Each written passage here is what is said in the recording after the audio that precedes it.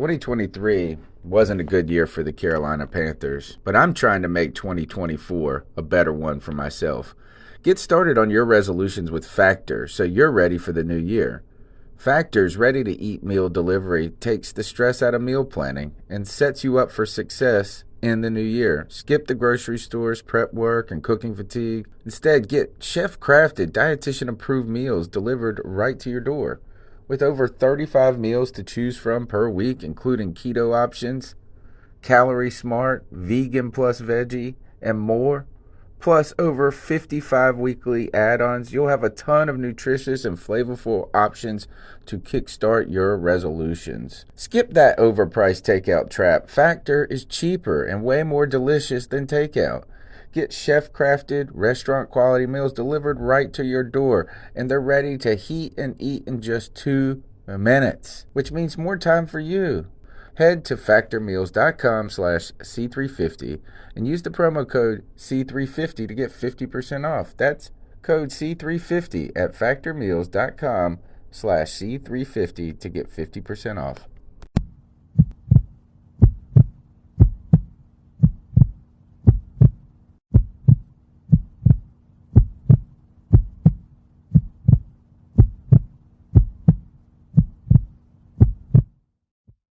Tony Dunn, ain't nothing to it but to do it, brother. Let's roll. In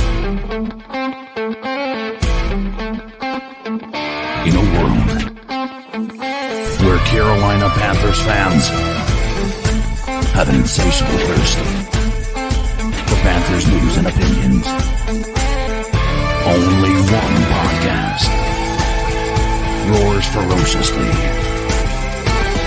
It's the C3 Panthers Podcast.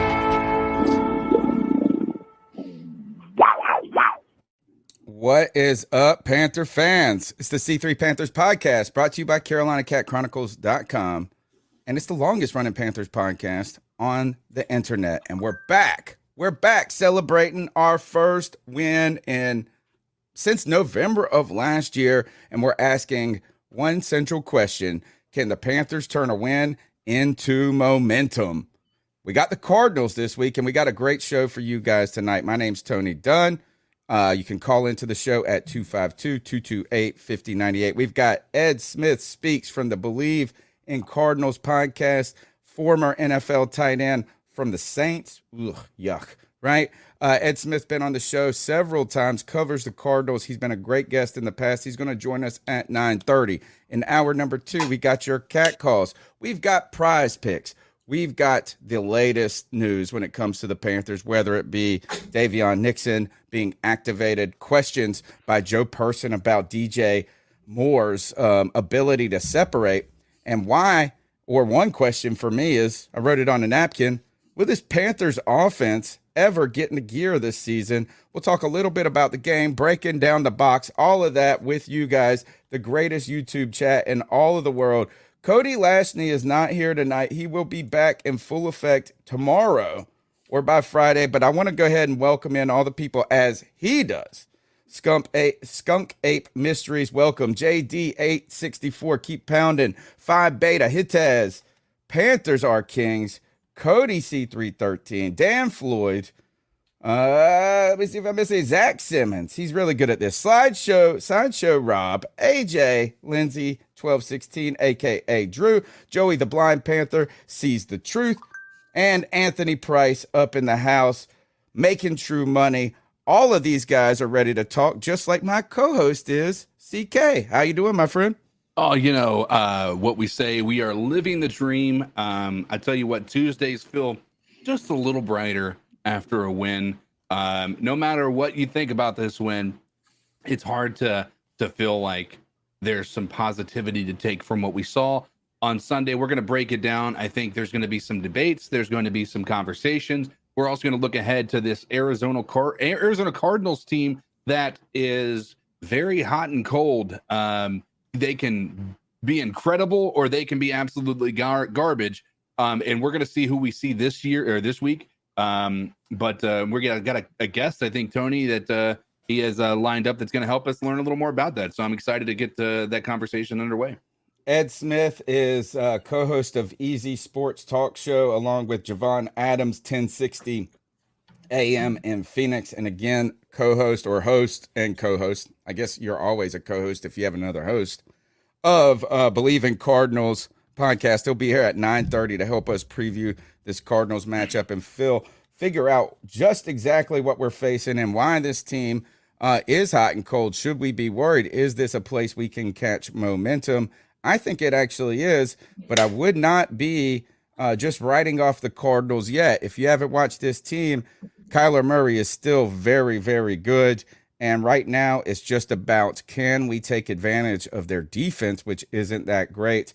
I asked people on Twitter, what should we talk about tonight? And we got so much to talk about, but I needed to know from the fans what they wanted to talk about. Here was a fun one. DZ Skills said, I really like how we found our identity on offense with CMC having back-to-back 100-yard games. Now we have to fit that into our West Coast offense. Can we talk about that plus our emerging defensive stars? We finally got a win for this Bird app.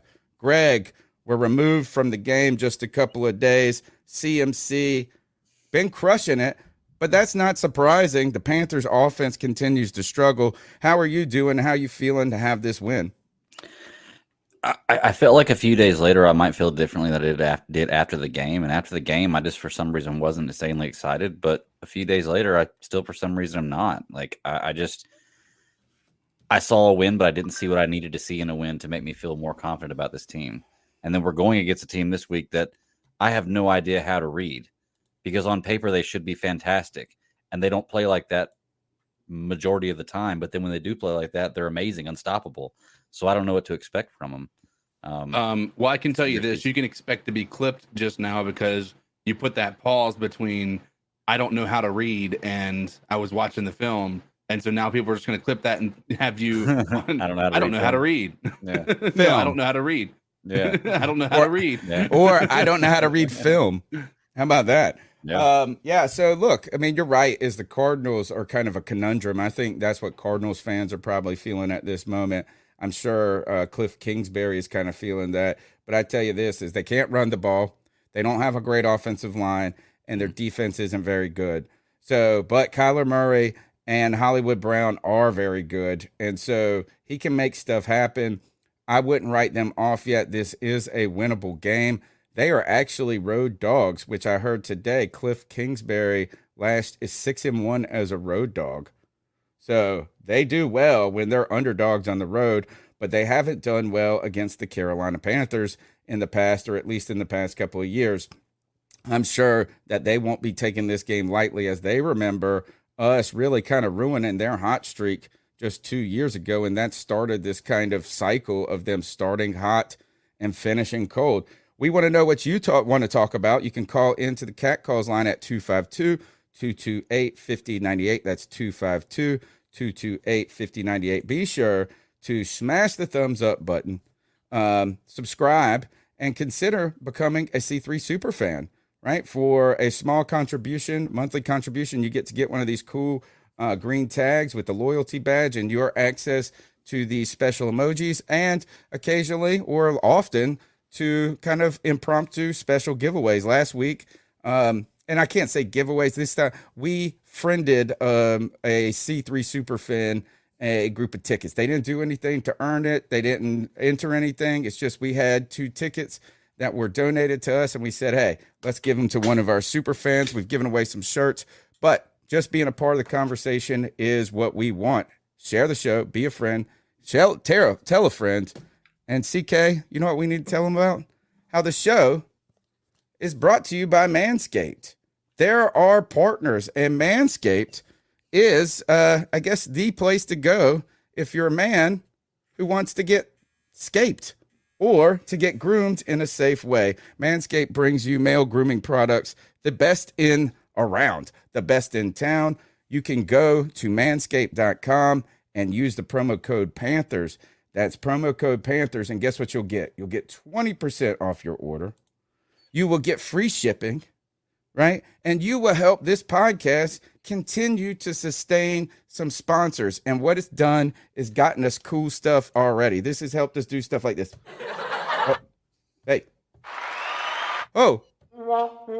Oh, and if you can tell, my mic is fantastic sounding these days. And it's because we've been able to invest a little bit into the podcast, and Manscaped supporting our sponsors is a way to do it. CK, I know you use these products. We say this, buy them for your grandpa because you don't want him to nick his balls. Right. I mean, listen, they already have thin blood. You're going to cause some issues. They're on blood thinners. They're trying to do their best. And if they're nicking themselves when they're trying to take care of themselves below the waist, I don't know about you, but that's a fear I don't want you to have to live with. That on top of the fact of, I mean, let's be real. These guys, if they end up going to the hospital, you want them to look good. Like could you imagine being this guy who goes into the hospiel like afraid of what these hot nurses are gonna? I mean, let's sponge bath. They can't even find it. Yeah, get your grandfather, get your dad. I mean, hell, your son if they're at that age. I mean, here's the thing: you could teach them how to shave. Like, I mean, not there, but weird. Like, you can teach them other things, and so try to get even weirder. Right. So I'm gonna stop talking, and then go ahead. I would say this is continue. Look, help Grandpa slay at the nursing home. Yeah. These guys are still getting busy in their old age, and you want Grandpa to slay at the nursing home, not die because he nicked a little sack and bled out. That would be the worst way to go. And if you get Manscaped, your grandpa's not going to die of a nicked sack. Mm-hmm. And I'm sure there's some disclaimer I probably should say. And this is my disclaimer. 20% off, free shipping, promo code Panthers. Support the podcast. Let's get into the show, guys, and get rocking and rolling. Rocking and balling. Can Panthers turn a win turn this win into momentum?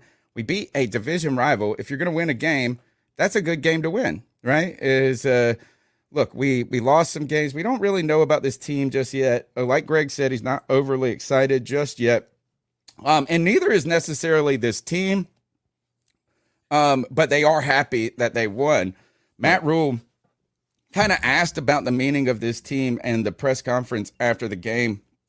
And he said this: we're not a perfect team right now, so we're just going to try to get better and better at it. Trust me, I'm happy. I'm happy we won, and I'm happy for these guys. I hope you say, and I'm happy for these fans. I'm happy, but I'll say this, and many may say it sounds corny, but I get it, and I don't care. At the end of the day, the true victory is that they responded on Monday. They responded on Wednesday. You guys are in the locker room. I don't think you see a bunch of guys pounding around or whatever. They just keep fighting back. That's the thing that's really important to me. Kind of citing this team's resiliency in the face of this adversity. You know what? I think happy is the word, right? It's just happy that we don't have to, at this point today on Tuesday, for the 10th straight time, come back here and say, oh, the quarterback, the offensive line, it's time to fire Matt Rhule, this and that. At least we can just look towards next week against the Cardinals, and all of a sudden you go 2-2, and this team catches so momentum. How are you guys responding 2 days removed? I'll start with you, CK. I'm probably more optimistic than anybody else. I felt like I said on Sunday, I feel as though all the issues are fixable. I don't feel like there's many that are overly concerning that, and we talk about it from the first 2 weeks, right? The thing that's different about this week is the plays that went the opposite way in the first 2 weeks went our way this week, right? This past week. So, and that has a lot to do with the defense. That has a lot to do with, the offensive line playing, making a decision to maybe not put the ball deep because of that secondary of the Saints being so good.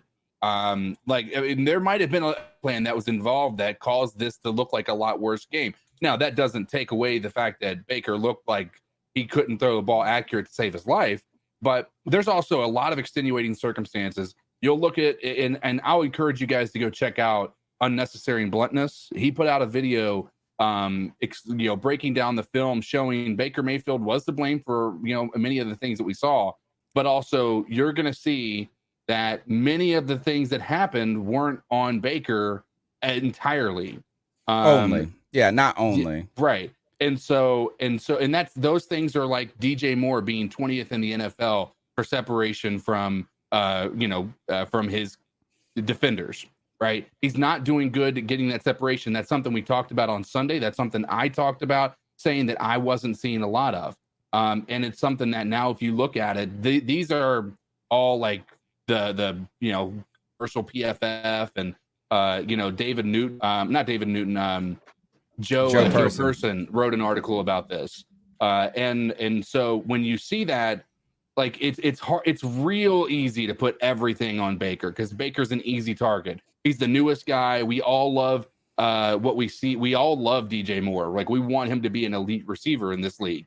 But the reality is these guys were doing him no favors either. So this was a failure of our offense, as I mentioned on Sunday, that everybody is just, failing across the board. So it's not one person more than another person. It's an equal failure across the board. And if you look at the film and you actually detail it and listen to people who know what they're talking about, you're going to see that exact same stuff too. I think there's two culprits here, and I don't think it really helps to find which one is more to blame. Right. And I don't know, but I'm not even interested in the DJ stat at this point.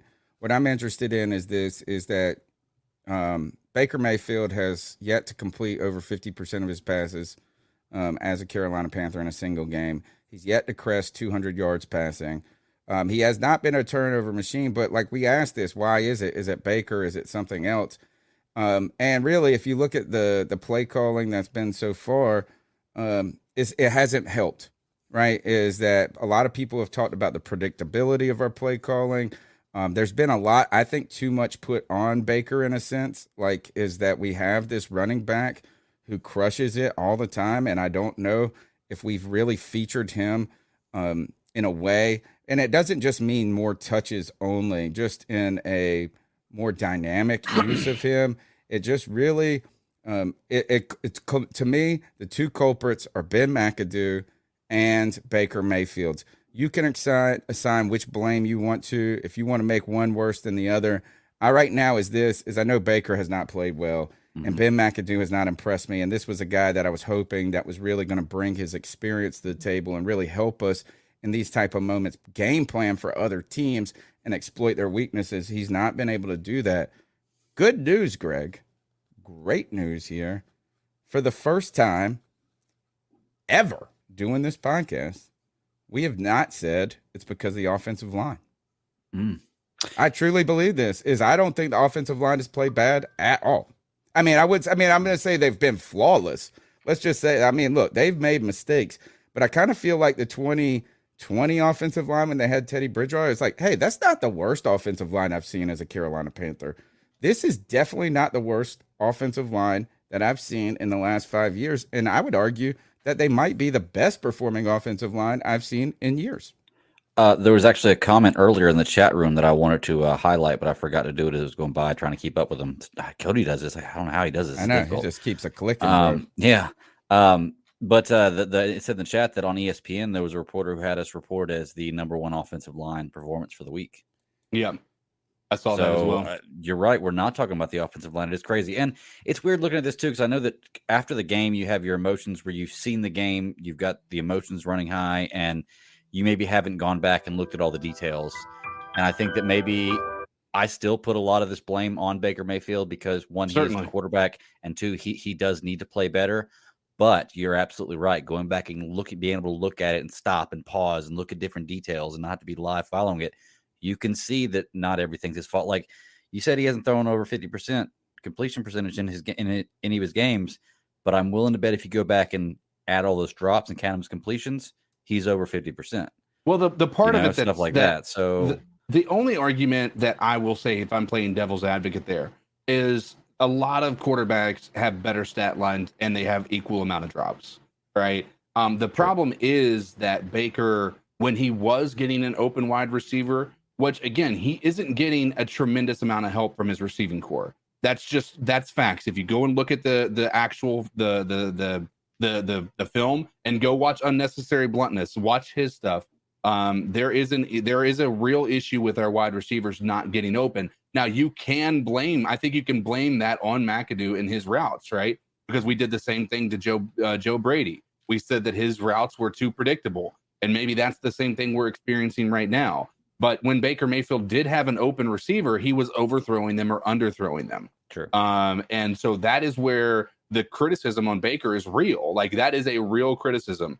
And there's hope that he's been bad. He's been bad. There is no excusing it. Like, while we could say he could have been better had the play calling been better, right? We have eased him into this a little bit differently, sure. But at the end of the day, he's missing passes we would never give any pass to Cam Newton or to Teddy Bridgewater or to Sam Darnold for. Right. And I don't think we've given him a pass either. Let me be clear with that, is like right now, we're just trying to bide our time with Baker before we turn on him. Right? I think that's the case, is that I don't think anybody has tried to say, oh, it's because of something.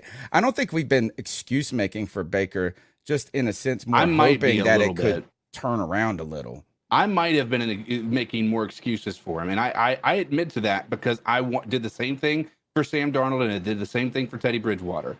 And I feel like it's only a fair shake to give Baker Mayfield the same value like people wanted to give to other the other quarterbacks that I wanted to give to everybody else. And I said 3 weeks in, I was going to make my determination. Right now, I think it's fair to say that Baker has not been who he should be to be a franchise quarterback. He has shown a lot of backup quarterback tendencies, right? And that's irritating. But at the end of the day, Baker needs to be better, and we're still only 3 games in. So there's still plenty of opportunities for him to turn it around. We'll see how it goes. But even if he plays well next month or next week, the thing that's going to suck for Baker is it's going to be, all right, show me again next week, right? Mm-hmm. There's not going to be, great job, but show me again next week, right? And that's the thing that sucks. When you have 3 inconsistent games, and you have 1 good game, it doesn't erase it. And that's where you have to earn back. Oh, no, I don't think we're all of a sudden going to be like, oh, Baker's the answer. I do think I'm waiting for Baker to kind of pull out of the funk. Like, I just know he's not this bad. Or I think he's not this bad. How about that? I don't think it's to this level. I did see this crazy tweet from like one of the Baker haters from Cleveland. And it was like Cleveland sports, whatever. So I don't know how legit this tweet, but they said this is how it goes. First, you start blaming the play calling. Next, you start blaming the receivers. Next, you start saying this and that, like the refs and this, and all of this to say Baker is not the problem. So, you know what? I do think Baker has the potential to have an explosive game. And I don't think he is 148. I don't think he's an under 200-yard passing quarterback. If he was under 50% in the league, like, we wouldn't have traded for him. This is not, I don't know. He's playing below average for sure. And, you know, I was just thinking about, you ever heard like, you know, when somebody's talking like a dog or a bear chasing you and like there's 2 people and it's like, well, I don't have to outrun the bear. I just got to outrun you. Right now, Baker's that you. Baker's that guy we just got to outrun. Yeah. You know, to let the bear get. That's what we're using him for this year. He's just the guy that we've got to outrun. So, yeah, happy birthday. Shout out to KG73s. He said he's right about this. If there's a team you're going to do it against, you're going to do it against the Arizona Cardinals. And that's the truth. In fact, Baker Mayfield's prize pick number continues to decline. I've continued to pick him over or more than. And this week, I'm going to do it again. This is the week. This is the week we're going to get our prize picks right. So if we went through, I just want to look at some of the things. Laviska Shenault brought a spark to this offense. Look at this stat right here. Is this not insane? He had 2. Look, I wonder if we could do, what's the math on this? 22 and 15 is 37. What's the math you're trying to do? 30. I'm trying to add up all the passing yards for all the other people. So 14 and 14 is 28. That would be 30. 47, right? 41. No. What is this number? Somebody had 22. I'm looking at about 79 yards.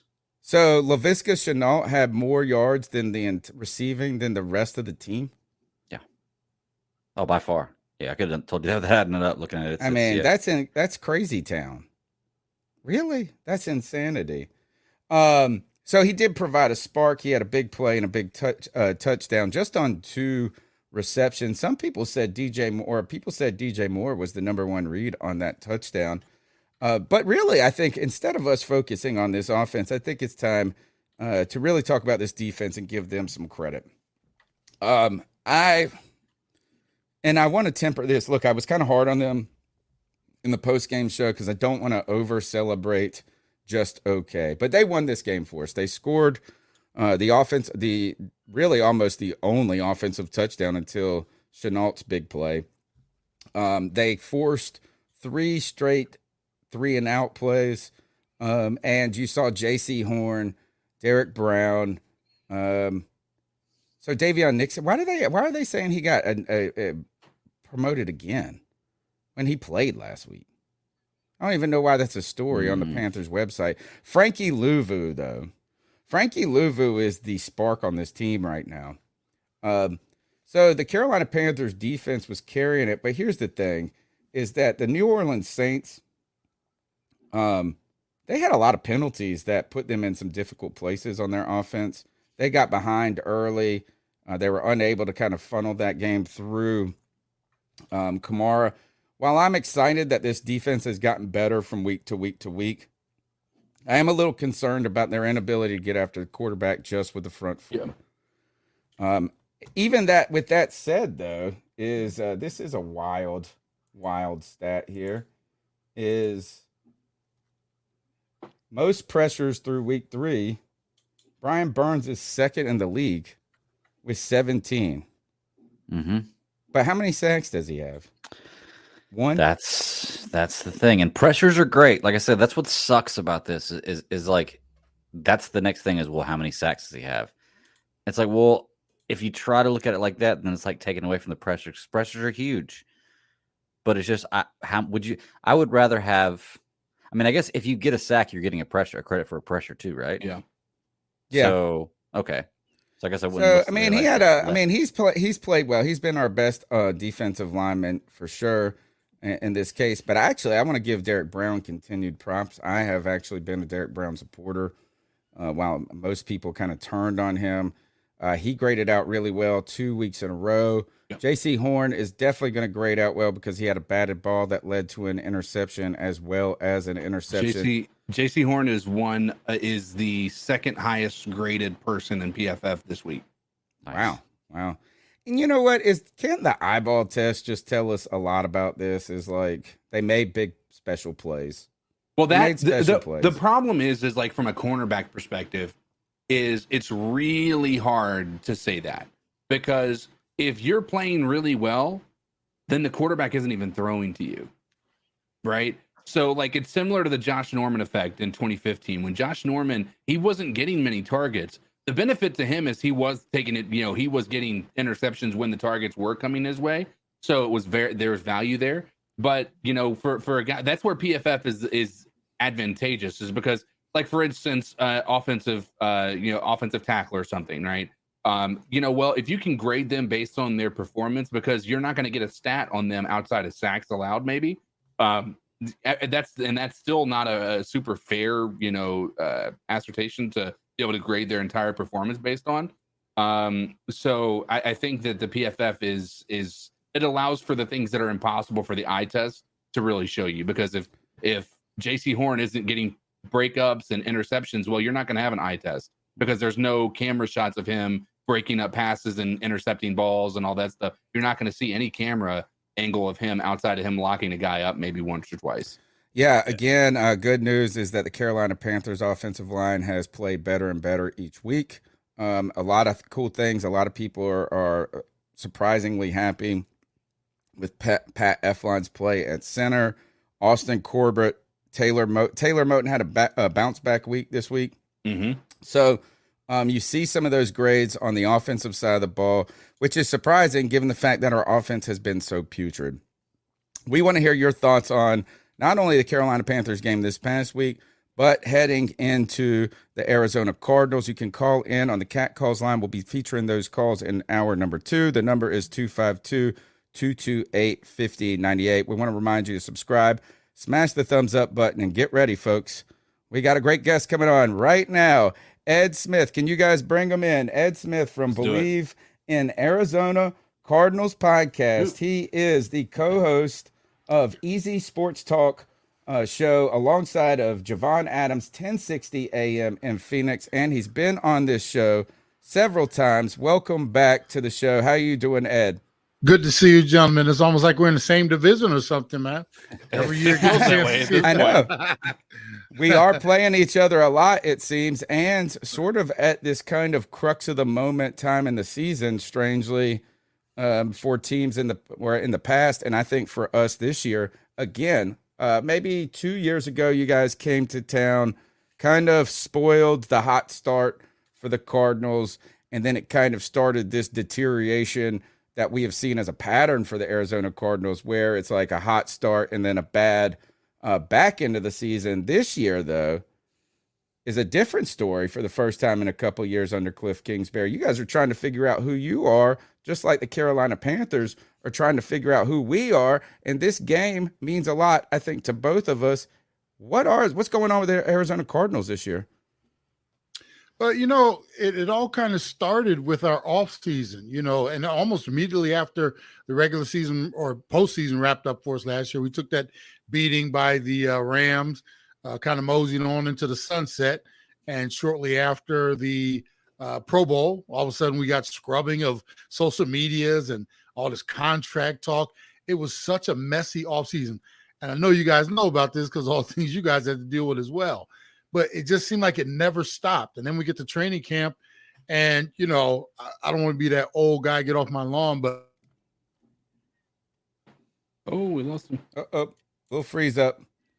Little freeze up for Ed here. As Snap. Old man, he's breaking up. He's coming back. You're coming back. You're back, kind of. Hey, why don't you do us a favor and jump? Plug back in. There you go. There you go. All right, let's see if we got you back here. Is that good? We can hear you. Let's see. You're the old man on our lawn. Get off our lawn.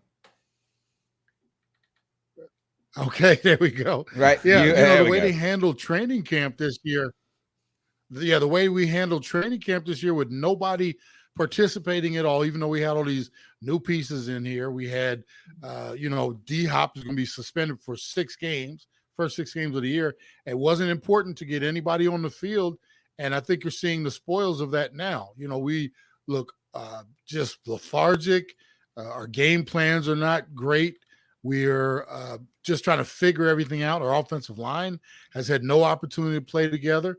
Our defensive side of the ball, the cornerback issues we've had, it has been just a mess of affairs leading to this point. And in the first 3 games, our offense has not scored a point in the first quarter. Defensively, we have a total of 2 sacks on quarterbacks, so we're basically letting them sit back there and have all the time they want. And I'm telling you, we might be the get right for you guys this week. I know you won this past weekend, but we might make you guys look like superstars this week, the way we've been playing to start this season. It has not been a pretty picture out here in Arizona so far.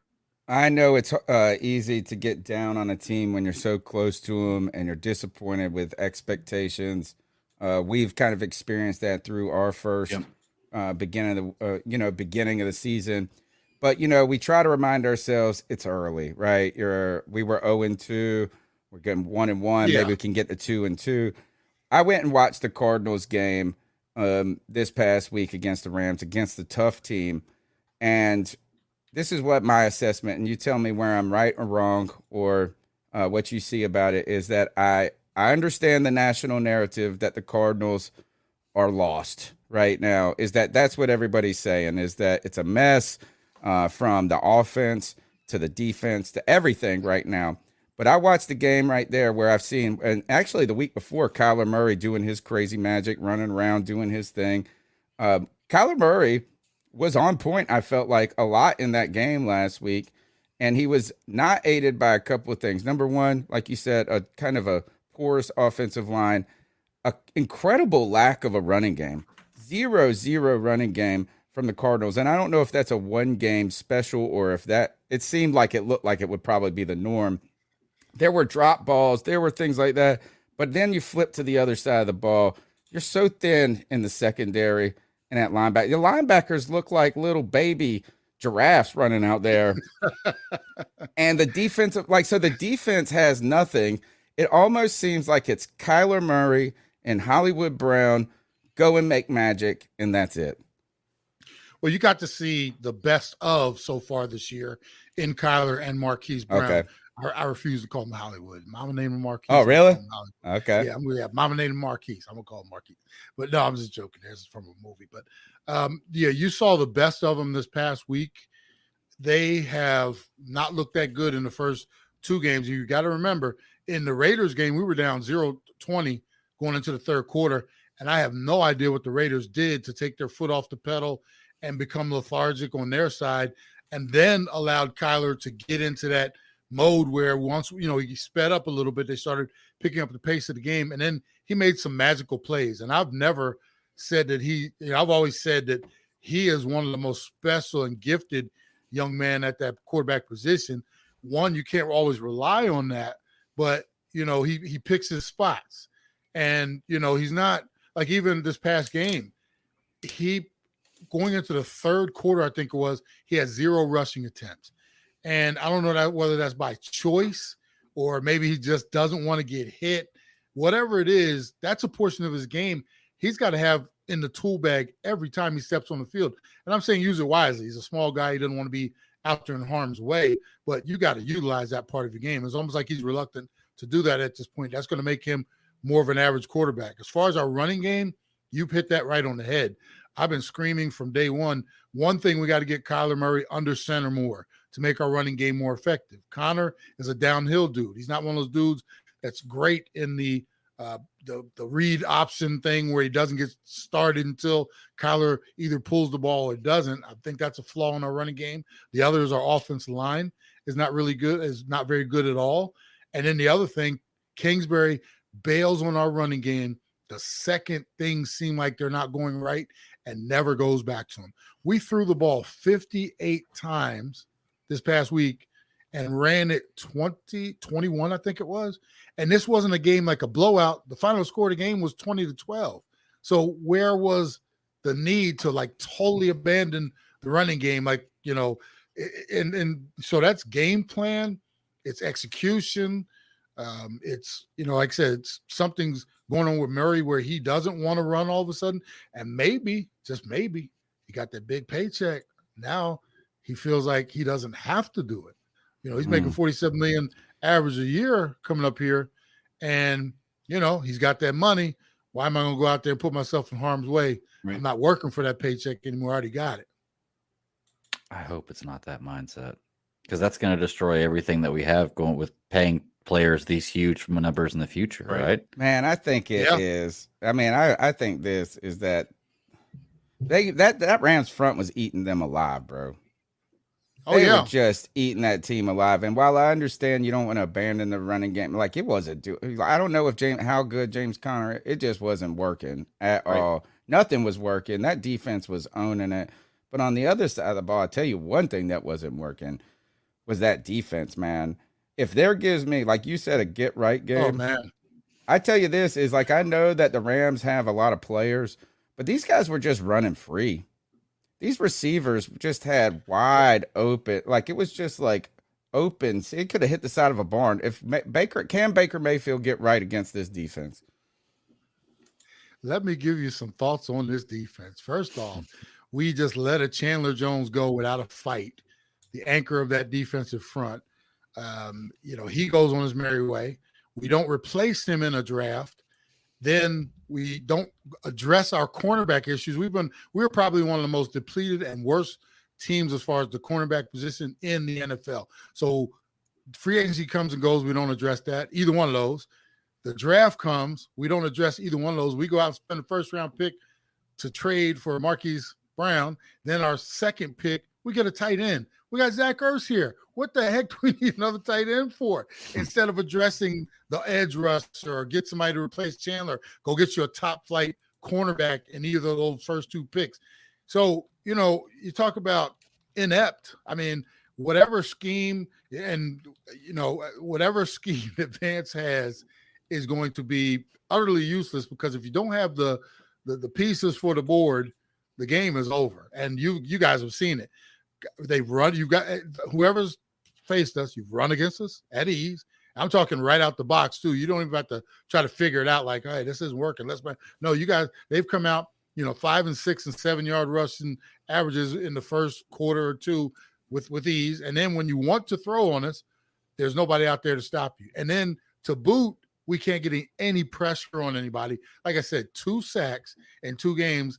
Last week against the Raiders, we had a sack on the second play of the game by one J.J. Watt. We didn't sniff Carr the rest of the day when he had been sacked 5 times the week before. So, it's – and then to make it even worse, in the week 1, Vance, he knows what he's working with. So he's thinking, well, I got to generate some pressure because I can't let Mahomes sit back there and just dice us up. So then you blitz him and you expose an even worse secondary to, man-to-man coverage and blitz, and it was Mahomes, if they didn't pick it up, he was just hitting the hot routes or hitting the open routes. And if they did pick it up, that's when he decided, I got a little extra time. I'm going to hit Kelsey on this seam route 25 yards up the field. So it's almost like, pick your poison. How do you want to get beat? Do you want to get beat by the run game? We can help you there. You want to get beat, if we try to blitz you? Yeah, if you pick it up, or if you got guys who know what they're doing, we'll hit, and if we pick that blitz up, it's time to go for the big play. So there's been nothing working on the defensive side of the ball for us to this point.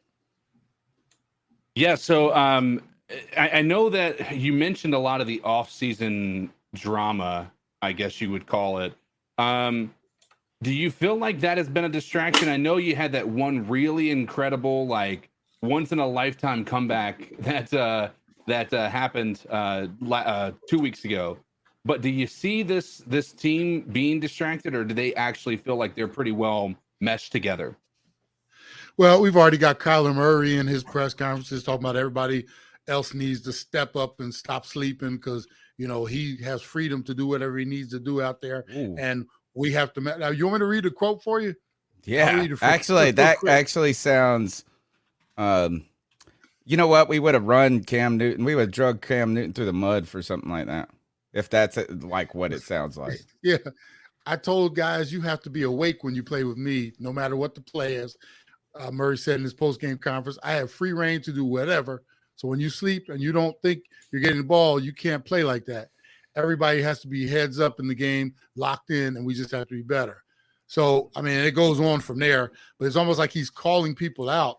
Do you think that was the James Conner one? That had to have been that James Conner play where he hit him in the back of the head or whatever. James Conner was like, I was supposed to go there, and he just fucking dunked him right on the back of the head. Here's the thing, gentlemen. We've all been in situations, whether it be in an office or me on the field or whatever. He who walked without sin cast the first stone, right? Yes, yes. He has not played flawless to this point. He's had some great plays, but the majority of his game has been very suspect. So now you're going to call other dudes out on a team. Everybody's out there trying to do what they can do, but, you're not perfect, Mr. Kyler Murray. And here's the thing. When you're dealing with team dynamics, there's a place for that. Hey, we had a conversation in the locker room. I'm not going to privy you to it, but we had a talk. You don't need to come to public almost like I want to let everybody know that I've told everybody in that locker room they need to step their game up to match what I'm doing because I got free reign out there. You better be ready when your time is called, and that for me is a no-no. And that's part of what I've been saying all along regarding his leadership because he's one of the most dynamic players there is in this league. His leadership has lacked from day one. Well, that has been the question. Yeah, that has been the question, Mark. That's another example of it for me. I think everybody on this podcast, I know us three are, I'm guessing you are too, are married. Are you married, Ed, or are you alone? Yeah. Actually, that sounded weird when I said it like that. I didn't mean it like that. Are you alone? You're with us, man. You know what? As a married man for 16 years and been with my wife for 22, I just realized sometimes I might be right, but you don't always got to say it. And Don't always gotta he say may have been right in that case, but as a leader in those moments, you lift guys up rather than tear them down in a sense. And that's something, I mean, maybe you even say it in the locker room, but like you said, maybe you don't even say it at all. Don't you think James Conner knows he needs to have his head on the swivel more than anything? So, like, we've been interested in Kyler Murray's demeanor. We've heard, I don't even want to talk about the contract with the study clause and stuff like that. I'm not even interested in it. I will say this. The funniest thing out of all of that I heard, Ed, is I saw a fake tweet. It was like one of those like troll, like, I mean, it's meant to be it was satire. And it said, Kyler Murray, first player paid with Call of Duty money, like COD coins or whatever. Something. I thought it was awesome. Greg, you got the mic, my man. Hey, what's going on, Ed? I do have one question for you. I think we may have even asked you this last time we spoke to. I know me and Cody are real big on Isaiah Simmons. And I know you're talking about how the defense is kind of not really favorable. It's not really something you like to look at or can brag about a lot. And I know last year I saw Isaiah Simmons. Me and Cody were real big on him.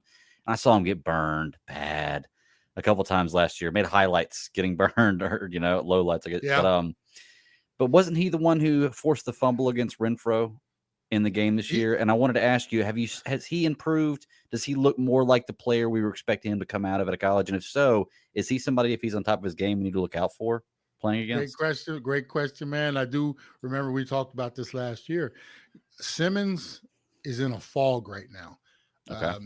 This past game, remember, they only played 48 defensive snaps because we held the ball, I think, for like 81.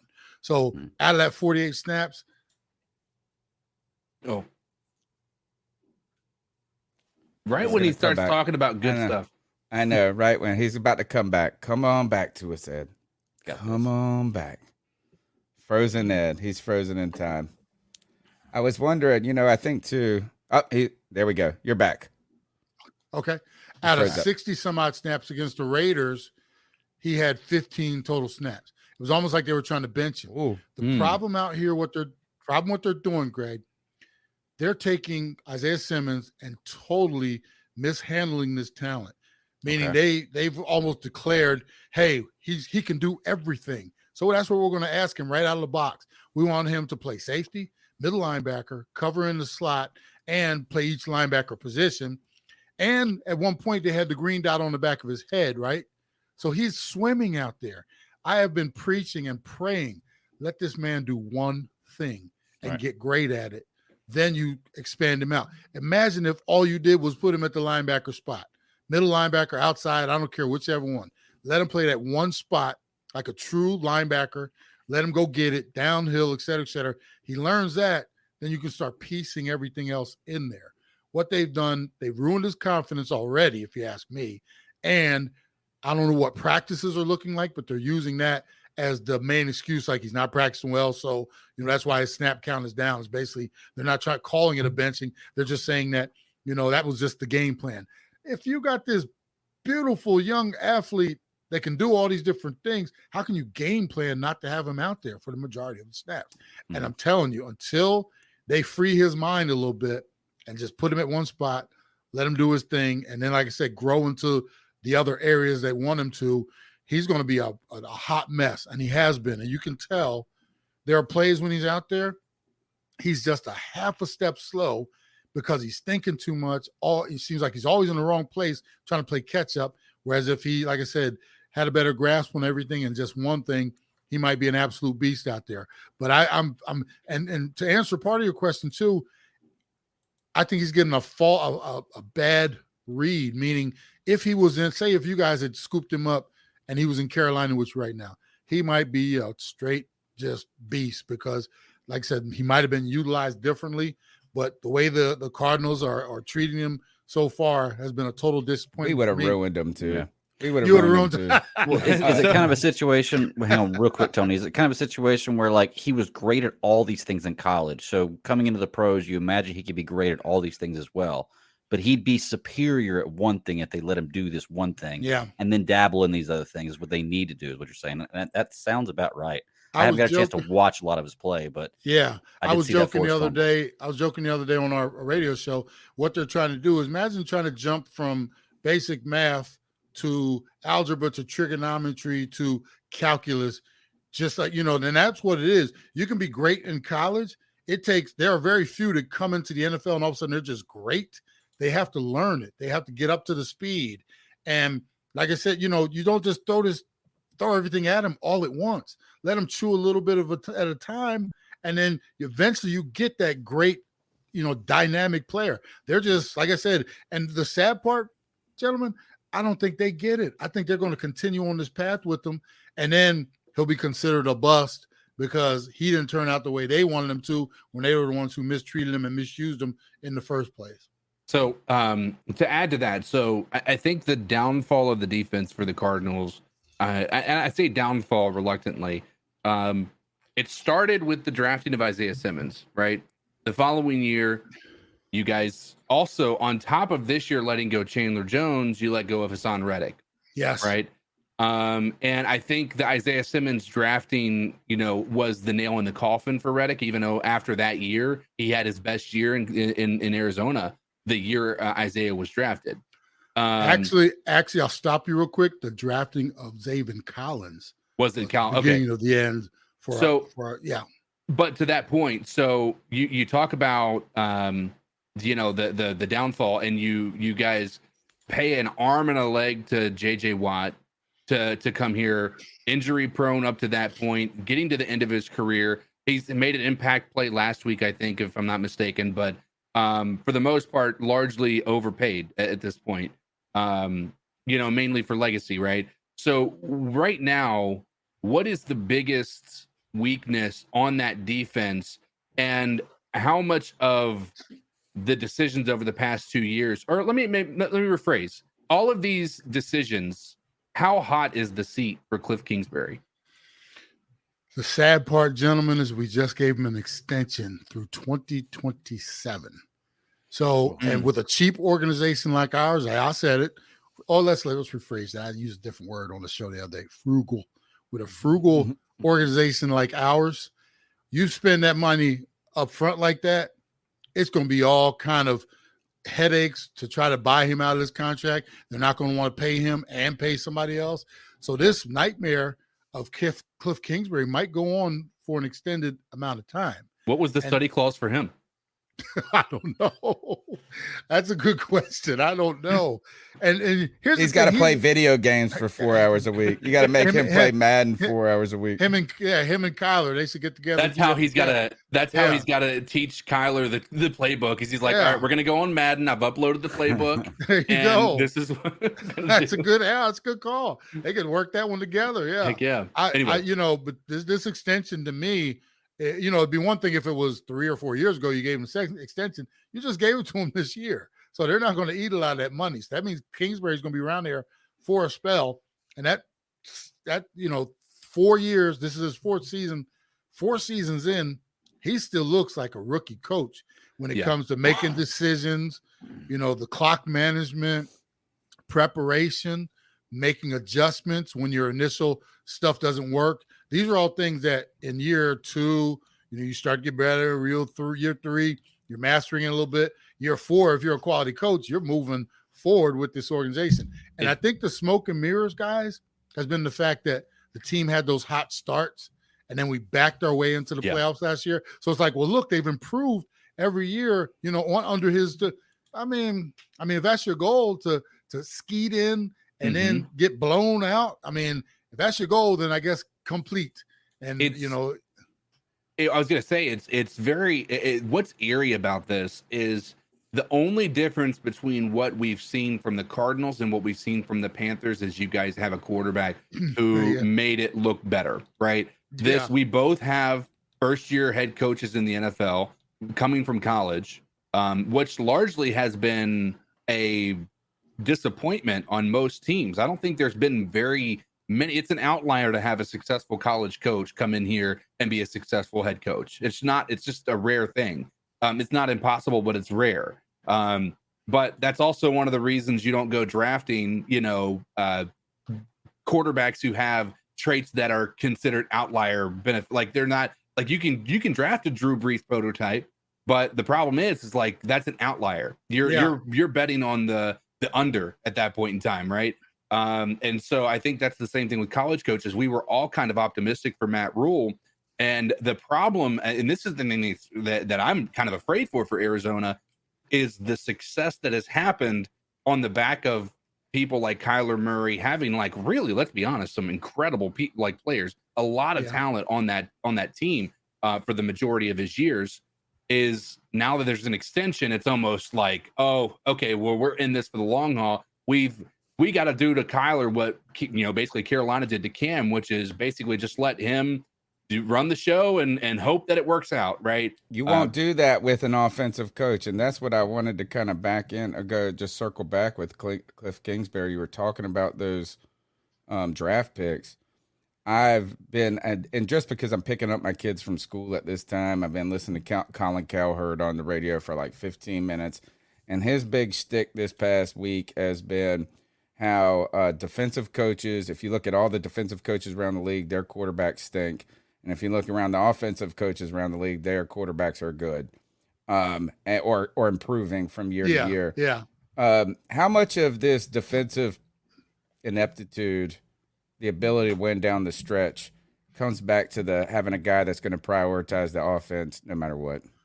I think as a head coach, if you're a defensive guy, most of those defensive coaches, it all depends who you have running the offense, meaning the HC, the OC.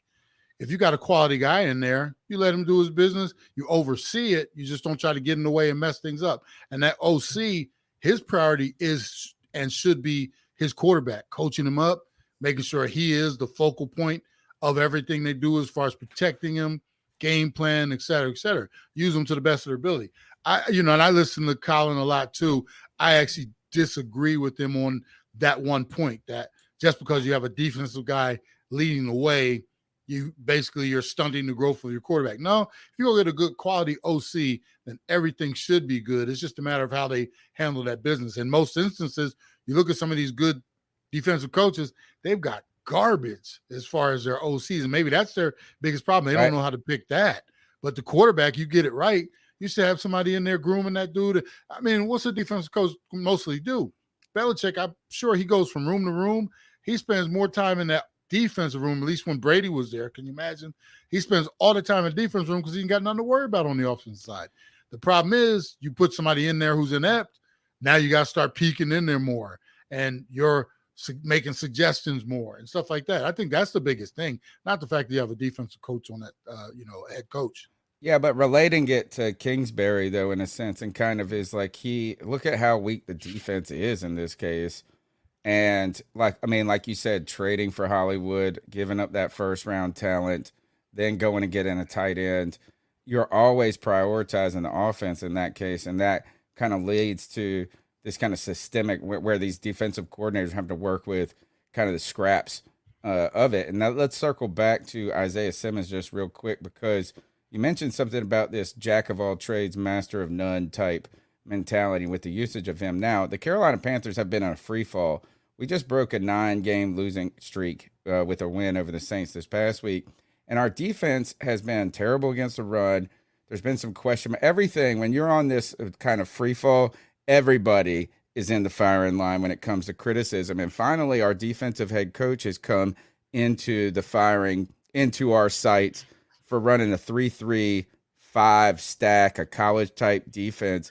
And one of the kind of tidbits that's been brought to the C3 Panthers podcast, we never break news, and we actually got some news from a tip from somebody close, that we got to say per source, close to the organization. We never get to say those words.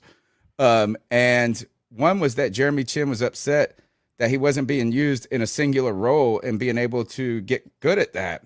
So putting that to Isaiah Simmons, you talked about this ability to get better, become a master at one position, and then start to branch out. These people are asking a lot. My question to you, I know I'm kind of meandering around it. One of the things that's difficult for a linebacker is to play well when the defensive tackles stink. And you don't know what to do. You don't know if you got to try to get up in the box and try to stop the run or drop back into coverage. Where are you guys using Isaiah Simmons? Is he an outside linebacker? Is he, I mean, I know you're saying all over the place. And do you think there's any relationship to the weakness of that defensive front with kind of some of his, like you said, inability, it's about reacting rather than thinking. And I use the word, it's more about processing. Right. The information comes in, you read run, you read play action, zone, whatever, you're supposed to be out there processing it. The faster you can do that, the more successful you're going to be. His computer, man, is in just, it's almost like he has too much on the disk right now, on the hard drive. And it is slow. So he's not processing everything. That's because they have him doing too much stuff. I wish I could tell you, well, he right now is a linebacker now, because they talk about using him more at safety. And then they talk about, well, he can also cover backs out of the backfield. And we can play him in the slot. And he can also cover tight ends out of, So it's like they don't even know right now. And here's my question. And we all have kids and stuff like that. If the kid doesn't know how, if we don't know how the kid's supposed to know, and right. when in saying that, it's like, if they don't know how to use him and what he's good at, how's he supposed to know? I guarantee you, they're having, because I've seen guys of his talent before. They'll take him and he starts the day in the linebacker room for the morning, and then in the afternoon he goes and sits with the safeties. So he's not even getting a full day of training in his one thing. He's sprinkled here, he's sprinkled there, because he has to know it all, because they're going to use him in every single way. And it's just not helpful, And as far as that front, you hit it right on the head. Because I think one of you asked me earlier, what is the weakness or the biggest weakness of this defense? Yeah, it is our front. If you can't, think about this. If you took Bobby Wagner out of linebacker and you took my man, the for the Rams, Ramsey. If you took him, both of them out of their lineup, that front with Aaron Donald could still cause enough havoc, and you could actually have success with that front. You take that front away, and now everything else behind it is exposed. When you talk about running against us, the reason the teams have been successful, you watch the film, their double teams are getting up to our into our second line. So they're not only blocking the line, they're getting up to those linebackers, which they have fighting to get off blocks. And the next, runners in the secondary, and check our stats. Buda Baker, anytime our safeties are leading in tackling, it's not good. It's not good news. We've been there before, and it was because we even saw Luke Kuechly decline there. Yeah. When he didn't. Anyway, that's when he said, "I'm out of here." Greg, go ahead. We only got two more questions for you. We'll let you go, Ed. I'm sorry we've been taking so much time. No worries, man. I enjoy it. Yeah, Ed, real quick, one thing every team has in common, and I think it can make or break a season that everybody has to expect, is injuries. We can say we have a terrible defense, terrible offense this year, and blame it on a lot of things. How are you guys looking on the injury front? Are there anybody serious out? It's really Rondell Moore has been out since. I'll be real quick with this. How the heck can anybody be hurt when nobody played in the preseason? We started off week 1, and our injury report, it went from, we're finishing up camp. We had that third preseason game, which nobody played in. A week and a half later, we're getting ready for the first week of the season. We had like 10 guys on the injury report, including J.J. Watt, Rondell Moore, who pulled a hamstring 3 or 4 days before the first game. And we've been a mess since. The guys have been in and out. And I guess they must be having some bang, hardcore hitting practices. And I'm saying that sarcastically because they are not, and they haven't. But meanwhile, like I said, we have guys dropping like flies in our report. As of last week, I think, like I said, Rondell was out, one of our linebackers. Hopefully, and maybe Rondell will be back for this game. But like I said, the list just keeps growing, and I can't figure out why. Do you think that maybe sitting them for that 10 maybe had anything to do with it? Like maybe they needed to be having those reps to get used to the time, and they got back into it after a week, and maybe just put injury that way? Yes, and more yes. Yeah, there's a reason why. He's like, an old hat. This is an old hat talking right here. I'm just it is. I'm just saying, I can understand. we used to build up those calluses, man. Those 2-a-days. Right. You're hitting, and when you're concussed, you can't get concussed again. By the time we finished up those 2-a-days, those first 2 weeks, we were ready to go. And now I think what you're seeing now is a lot of these soft tissue injuries because guys are not practicing at all. Then all of a sudden you're asking them not just to go 75%. Now it's actual game time tackling. We haven't done that at all. And we're going full board. And you see all these groins, hamstrings. We got a couple toes on our doggone injury. From how the hell do you injure a toe? I'm trying to figure that out. But we got a little bit of everything. Calves with J.J. Watt, but he's been in the last couple weeks. But as you mentioned earlier, he's always just one slip and fall away from being out for the next 4 to 6 or 8. All right, final 2 questions for you. The first one is something I learned from you, is that the weakness of Kyler Murray is zeroing down the center of the field. He likes to look to the outside. He has to move around the pocket a little bit. If you're the Carolina Panthers defense, is the goal contain, keep Murray in the pocket? Watch what the Rams do and try to repeat it. What they do is they have their ends maintain containment by going up the field, and they might have some twists and things mixed in there to try to create some, leverage. But whoever's on the outside, you contain, and then you push hard up the middle. What it's done is Kyler, we all know he's vertically challenged. If he doesn't have that spin out move to get outside the pocket, and once he's out of there, you can cancel Christmas. Then he does that throwaway thing where he that poor throwaway thing, man. Good God. Exactly. But his deal is to try to get out of the pocket because those trees in the middle, man, they cannot see. So what teams are doing, contain on the outside, push in the middle. You keep him bottled up in there. He cannot see, can't find his lanes. You see a lot of these throwaways. And that's also why you see a lot of side-to-sideline passing. Those are his clear lanes. We are the king of the bubble screen and the 3-yard out. I was joking the other day. If we got picks, if we got points for catching balls and running out of bounds, we'd beat anybody, man, because that's where the majority of our passing game is. We have nothing going vertical right now, just every now and then.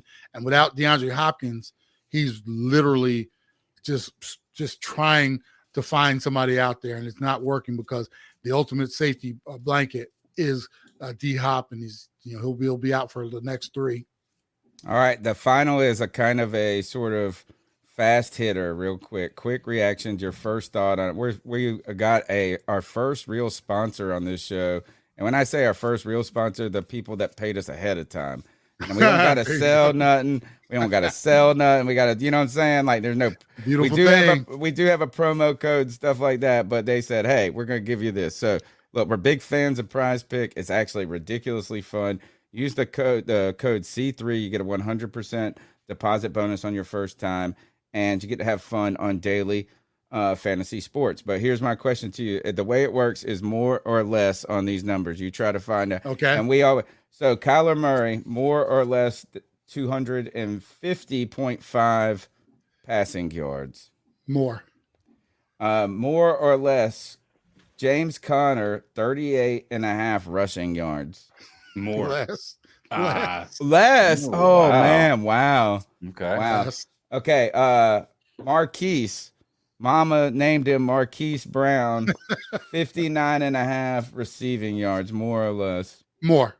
Okay. And the last one is Greg Dortch. 42.5 receiving yards. More. He's been a surprise. More. My final one is who wins the game. Oh, no, I'm so early in the week. I'm struggling. It's 1.5 point Cardinals on the road. I'll go Cardinals reluctantly. Wow. I reserve the right to change my vote at any time before the game starts. Fantastic stuff. Ed Smith Speaks. You can find him on Twitter at Ed Smith Speaks. Bleav in the Arizona Cardinals podcast. Ed, thank you so much for coming on the show again and being so gracious with your time. Hey, you guys are the bomb, man. Keep up the great work. We'll talk soon. All right, man. We'll see you next season. We'll see you next there you season. go. Yeah, for sure. Or in the playoffs. Or in the All playoffs. right, y'all go check out Ed Smith Speaks at Bleav in the Arizona Cardinals. And speaking of this, is we've got the prize picks up. We might as well just go ahead and crush through the segment real quick. All right. Remember, you can be a part of the prize picks by going to prize picks. You download the app. It's like one of the most fun daily fantasy sports games you can play. You use the code C3, you get a 100% deposit bonus. And I'm gonna show you guys how it works. What you have to do is, at the minimum, make 2 selections, 2 entries from 2 different teams. So you can't just say, hey, we're going to so at least at the very minimum, it has to be 2 selections, and they can't be on the same team. They are going to give you a series of options. Now, the more you go, the more entries you make. So say we did 5 picks. In fact, I need to see, what is it? Tony, 5, real quick, they can go be on ahead. the same team. They just can't be the same player. So I can't bid on Christian McCaffrey's passing yards and rushing yards, but I can bid on Christian McCaffrey and DJ Moore, right? Oh, if okay. we did, but like they would still say they have minimum 2, and they can't both be on the same team. But you can do Definitely same can't be game. this. Right. Just not same team. Okay. Right. Okay. Exactly. Sorry about that. So what we've been doing, and we have not had, we've been kind of foiled. First, we've been going for the gusto, the gold. One of the things that saved me last week, and this is really cool about Prize Picks, they'll send you something really neat, like this week or like today. I saw this earlier. If you go to, did they take it down already? There is like, they have like, it's like Taco Tuesday. Yeah. And you get like a special entry for that. I got a free flex pick on Friday. And that was cool because, like, if I won or lost, no matter what, it was just a free entry. So that's fun right there. In fact, that's why I'm up $1.25 from last week, even though I lost almost everything. So that is interesting in one right.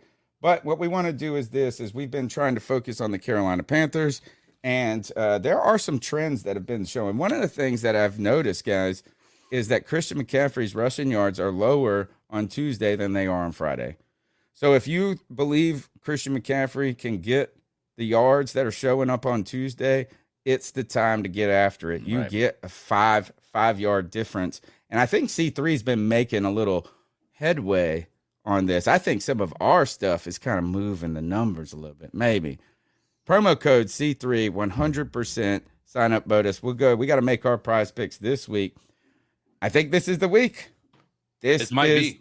This is the week. It's got to be, man. Rules of what was it? What's the word? The law of averages. Law of averages. Yeah, it says we got to win this week.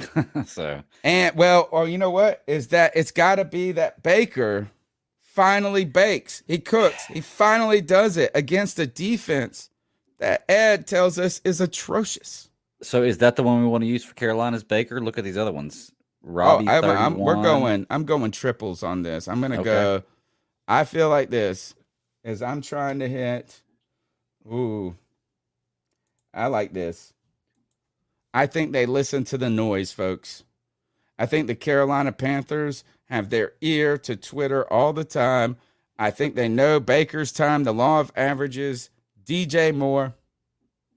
But see, look, right there, you're playing with 2 players in the same team. Right, but we still have to make one more, or else we don't get to make it. And it has to be from another team. Gotcha. And now we're going to flip over to the Browns here. The Browns? Sorry, the Browns. The Cardinals. Thank you. Oh, man. We waited so long for the Browns game. It was like every week is against the Browns now. Tony's mine is in Madden mode. It hadn't reset yet. What's going on? I feel like Ed's probably right. I mean, is JC Horn going to just put the seatbelt on Marquise? Yes, I think so. I think that it depends upon a couple of things, because I think that they're going to have to, based on what we've seen, because we can't seem to get consistent pressure with the 4-man rush like we've talked about. I think there is a potential that JC Horn is going to be blitzing a lot from a slot, position or something along those lines potentially. Or the nickel, I mean. So, I mean, there is a risk of that. It also could mean that we play zone because we have to be able to allocate. Maybe we can't play man on man a lot of times because we're not, I don't know, because you're going to be dealing with a lot of scramble drills, I feel like. So zone makes a lot more sense in those situations. But I don't know, man. I think that This is the hard one for me. It's really hard for me to believe that we're going to hold a running back to 38. Well, That part is hard for me to get to. Yeah. If you go more here, that's the one that's disagreeing with everything that Ed said. That's the one he said to go low on, and every other one was high. I know. But I think he hasn't seen our run defense. That is a tough one, man. All right, how about this? Let's take this James Conner off real quick, and let's just peek around the league and see if we see anything we like. Do just touchdowns overall, like passing, receiving, or throwing. Does it have that option have yet? that up yet? Okay, so that's not up till Friday or later this week. It's so much easier to bet on this later in the week. There's so many more players. Yeah, there really is. Let me see. Let's see if we can find a good matchup. Herbert 270. Houston hurt low, less than maybe. Goff 250. What's Trevor Lawrence at? Seattle. He's been Seattle. Goff 250. That's still kind of hard. Trevor Lawrence is playing pretty well lately. They're gonna have to pass a lot. Yeah, in Philly too. That's a good defense. I don't feel great about any of these. Don't feel great about that. Don't feel great about that. Matt Ryan, do not feel great about. Don't feel great about Carson Wentz at all. Josh Allen in Baltimore, don't feel great about. I feel like Lamar Jackson over 230 passing yards is safe. Who's he playing? Buffalo? Oh, well, I don't know. Tough. Wow, yeah. Guys thinking we need one. We need one. Well, this is just passing, right? What's the other one? Passing. Rushing yards? Rush. Kamara 52.5 against Minnesota. That might be good. Eckler. Don't ever go with him. Yeah, he's killing me in fantasy this year. Derrick Henry. I kind of like this Kamara. Kamara 52. You like, but Connor, man, 38.5. I'm going with my gut. I think that he's gonna I think he's gonna get that, and we're primed to once a game give up at least one big run. I agree with you. I'm going. I think you're right. Of what we've seen so far, you're right. I think Connor is the best one. I'm doing this. All right. No, we're not going to do that right now. What we're going to do is this: I need you to appease the freaks. Let's do it. Actually, no. Actually, do this. I need you guys to cover it. First, I need you to hit these two beautiful members that we just got. I was so happy to get 2 new members. We got none last week. And then go straight into the freak show. Greg, I need you to set up the freak show. I'm about to wet my pants. I got to use the bathroom. I can do it. Well, I think go ahead, CK. I'll put them up here. You talk about them. I see the one new member. If you see the other new member, let me know. All right. There. Oh, same. Or no, that's the one that's in there. Okay. All right. Well. We have a brand new super fan into the C3 fandom, and that is going to be Kinfolk, North Carolina, NC for short. He has joined, or she has joined, the C3 Superfan Club, and we appreciate you immensely. That's only $1.99 to join, and I want to thank you for supporting the show. Welcome to the club. Oh, yes. Thank you very much. And we also want to thank Just Don't Care for the $5 love bomb. We appreciate it. You guys can contribute to the show. We don't ask for it, but we always appreciate it. Thank you very much.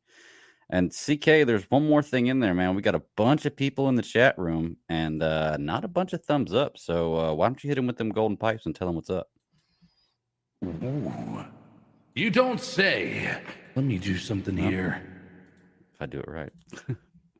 Let me get CK to the right spot here. There we go. In a world where one man must come in every Tuesday, every Sunday, every Madden simulation, and provide you guys with one thing that is consistent week in and week out. You come here, you enjoy the content, you watch what we have going on, you maybe contribute in the chat, you make phone calls, but you haven't hit the like button yet? I have one thing to say to all you absolute freaks. Subscriber shame.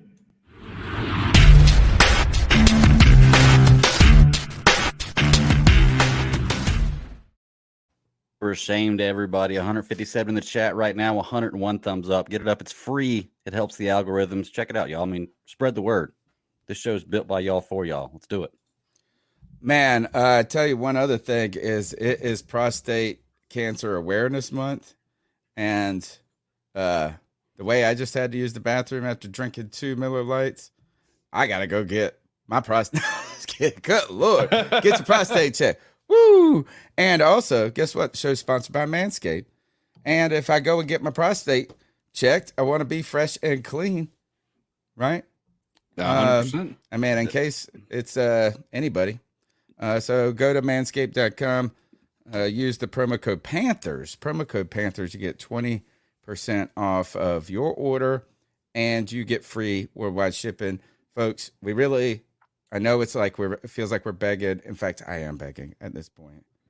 Is that if we can get some sponsors to continue to help us through this, it really puts this show continuing to grow to the next level. And you guys have helped it so much. These new members, tremendous.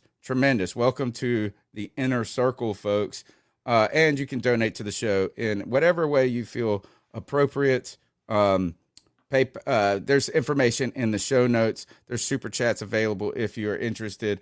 But most importantly, you can do it, like Greg said, by smashing the thumbs up button, subscribing, and being a part of the show. I just want to see if there's anything else we need to talk about before we go into the cat calls. We've talked about the game last week. We've tried to preview some of it. Let's just ask this. In our last moment of trying to preview this Arizona Cardinals, every week when we preview a game, I think we focus so much on the other team. What do the Panthers need to do? I mean, I think it's pretty obvious to, from a defensive standpoint, carry over what you did last week. The difference here is you're dealing with a much more mobile quarterback who's not got an injured back, who is going to be able to navigate the pocket incredibly well. And all those kings of almost for Brian Burns are going to be more evident with a guy like Kyler Murray. We've seen it time and time again where he just comes this close to getting home, but the guys just outmaneuver him because, he's pursuing pretty heavily. And these guys, some of these guys just have elite pocket presence that he's gone against. So I think our defense needs to continue to have good coverage down the field, but I think they also need to find a way to maybe not be so aggressive in their pursuit of Kyler. Offensively, I think it's pretty clear. We need to get the passing game more consistent. I think it's just that simple. Or existent. Fuck consistent. How about existent at this point? The Panthers defense has carried this team to one victory. People said I needed to eat crow, egg on my face for saying the Panthers defense was mid. But I kind of stick by that story. Is that Jameis Winston moved the ball enough against the Carolina Panthers. They played from behind. I know for me is that the day that the Panthers defense can play the complete game, third down conversions, stopping the run, and negating the pass, then I'll start and getting some sacks all in that and generating pressure without having to make it just manufactured completely. I'm ready to eat the crow. But that's not going to happen until the Carolina Panthers offense does anything, something. And the only person right now that can will us to winning on offense is Christian McCaffrey. And it's time for Ben McAdoo to realize it. He needs to realize it at the beginning, not at the end. CK, I thought you had one of the great lines in the post-game show. It's like they felt like they had to get him to 100 yards. I want to see this offense become more balanced, but feature McCaffrey in a dynamic way, and Baker's got to cook for once. Mm-hmm. It's just time. If he doesn't cook this week, think about this. If it's not this week, when will it be? Mm-hmm. And then how prevalent will that conversation about bringing in Sam Darnold become? Yeah. Agreed. I think D's skills in the chat says it best. What I want to see a rhythm in the passing game. I want to see sustained drives, and I need to see scoring touchdowns. Like I can even deal with the defense. Let's make it easy on the weekend. defense for once. Yeah, let's make it easy on the defense. Mm-hmm. Agreed. not turning the ball over. Look, and this is like, the defense has done really well in 2 weeks in a row against the Giants. I'll put them in some tough situations against the Giants. But let's let the defense take a breath for a second. Let's not ask them to do everything. It's not surprising we won this last game. They scored under 17. Right. You know? Matt Rhule's now 10-0. Let's go to the cat calls. The number's 252-228-5098. We want to hear your thoughts about the Arizona Cardinals, what the Carolina Panthers need to do, and what's on your mind facing this Carolina Panthers team. Go ahead, Greg, bring us in. So what are your thoughts on catcalling? Yeah, it's pretty. You shouldn't do that to somebody. And how did that make you feel? Very uncomfortable. So how do you think catcalling makes the person feel? It feels good, like. Who's that cat sitting in the back corner with his face buried in his nose? Who's that kid that can use one?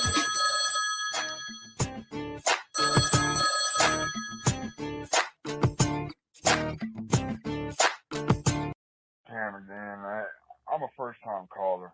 I just wanted to get through to you guys. I don't know what's going on. I think it's too predictable. Their offensive playbook, Baker Mayfield doesn't fit in it. I think Baker Mayfield is an okay quarterback. I like him, but he's in the wrong playbook. They need to leave him in the gun so he can see what's coming.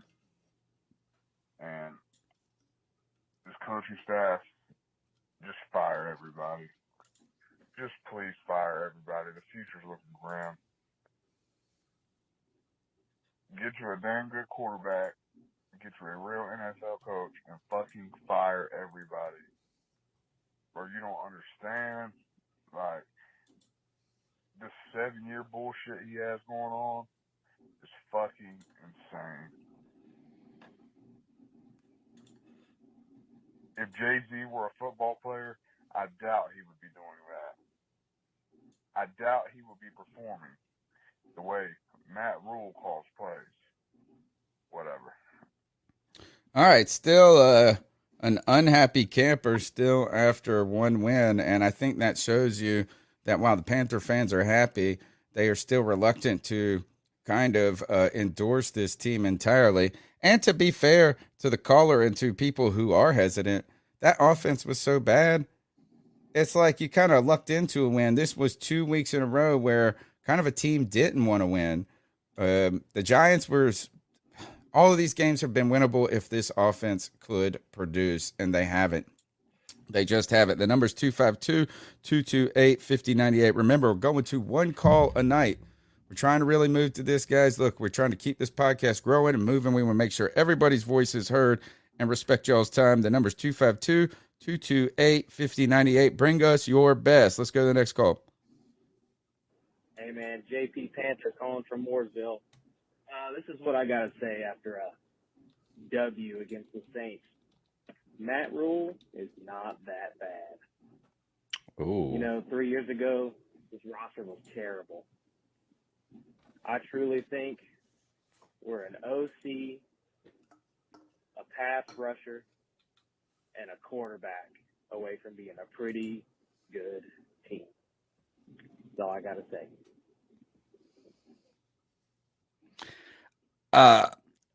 As y'all know on this show, I would vehemently disagree with this as far as that Matt Rhule being an okay guy.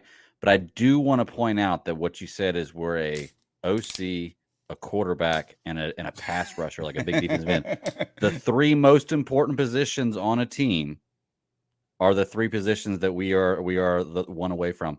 Okay, just for me personally, I feel like those three guys are like any franchise team or any dynasty has those three guys established. And if those are the three guys we're missing, then I don't feel like that we're in a good spot. Because those are the three hardest positions to fill. I'm telling you, this is one win after a 9-game losing streak. I'm not ready to say Matt Rhule ain't that bad yet. All right. I'm sorry. Like, you owe me a little bit more than that. You give me 2 wins, then I say, you know what? Maybe there's a chance that we can get 3. But unless we finish this season with over 6 wins this year, I'm not interested in this dude anymore. Let's go. Even six is pushing it because he's only won 10. He's won 5 each year he's been here. No, So I mean, like that's at improvement. least a one. I mean, like you might be able. No, I mean, you're probably right. Like I don't think you'd be able to convince me even then. You know, I mean, but right now with this putrid start, if we get 6, I think that would be like kind of Herculean in its own right in some ways. So we'll see. We'll see. I mean, I feel like this is what's the number where you got to start saying where we're going to bring back. Actually, somebody brought this back to me. It's like if Matt Rhule kind of goes on a run here, does that change the tides or does that change? And it's almost, and we'll be having this discussion for the entire season. So there's no reason to answer it right now. But like, what's the number he's got to get to after this start? And I'm sure this number will change throughout the season with who you beat, who you win, how you lose, things like that. Right. But if it's not close to a winning record this year, it's going to be tough to kind of justify it. Let's go to the next call. The number's 252-228-5098. Hey, C3 fam. First-time caller, Dylan Broadsell from Greensboro, North Carolina. And I got a lot to say about the team. Let's hear it. It's probably the most frustrating thing I've ever seen in my life. The offense is abysmal. I wanted Baker Mayfield to come in here so hard and just dice up defenses. But there's a little piece inside of me that knew that would never happen. So frustrating. Defense started to play well, started to come together, mesh. I think that by the end of the year, the defense will definitely start to look like an elite defense. Now, not right now. To agree with Tony a little bit, I would say it's mid, a little bit better than mid at this point. But and I'm gonna say it. You know, the calls from last week about from the post game show about PJ. Put PJ in. Fuck it. Oh God, no, please no. All right, y'all. Have a good one. There you go. Somebody agrees with Tony. It's a rare thing sometimes, it feels like. The number's 252-228-5098. Baker, you gotta start to bake, bro. Mm-hmm. We're getting cooked. You ain't cooking, Jack. This really comes down to 2 people in my mind that need to improve. Baker Mayfield and Ben McAdoo. They're connected at the hip. The question was McAdoo the right coordinator for Baker Mayfield? I don't know. And I was just hoping that Ben McAdoo's experience would help us, but that experience hasn't done anything for us in these first 3 games. He has not schemed. He is not. This is the thing, is that like everybody across the league says that we're the most basic offense in every, like vanilla, number 1, they say. Mm-hmm. I heard a guy say we're the worst offense in the entire league. I mean, and I don't know if I don't think there's an argument against it, honestly. Right. I mean, it's definitely a legitimate argument because it's like I said, even in the win that I watched, it was just the most boring win ever. Well, like it's just 3 and out or 5 plays and punt, and it's just such a boring game to watch. And there's a difference between watching a game with absolutely putrid offense and a big defensive struggle. Like I remember back in the day watching games, 6-3 was the final of the game, 9-6, and it was a defensive struggle, and it was different to watch. This was just more of a putrid offense playing. Yeah. You know? And it's not the offensive line. I'm telling you, the first time in the history of the world, it feels like that our offensive line isn't the number 1 public enemy. Number 1 is this. Mm-hmm. How the fuck? Excuse my language. Boop. How to boop? You got somebody said they don't like the cussing so much. I understand, folks. We have foul mouths. We get kind of rowdy sometimes. But like how is this? And here's one other thing, Greg, about this offense is what if they said the reason it hasn't been good for the last 2 years? No Christian McCaffrey. Right. It's just like, oh, if we have like, it's like, oh, that's the number 1 excuse for the offense for the last 2 years. has been, oh, well, it would be a lot.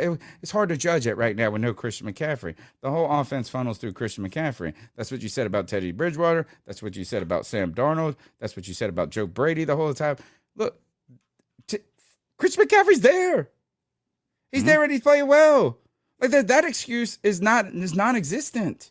And imagine what we would look like. We look putrid now with Christian McCaffrey playing well. Imagine if he wasn't here. Oh, Imagine I know. if he didn't have his 100 yards last game and the 110 yards before that. What this offense would look like.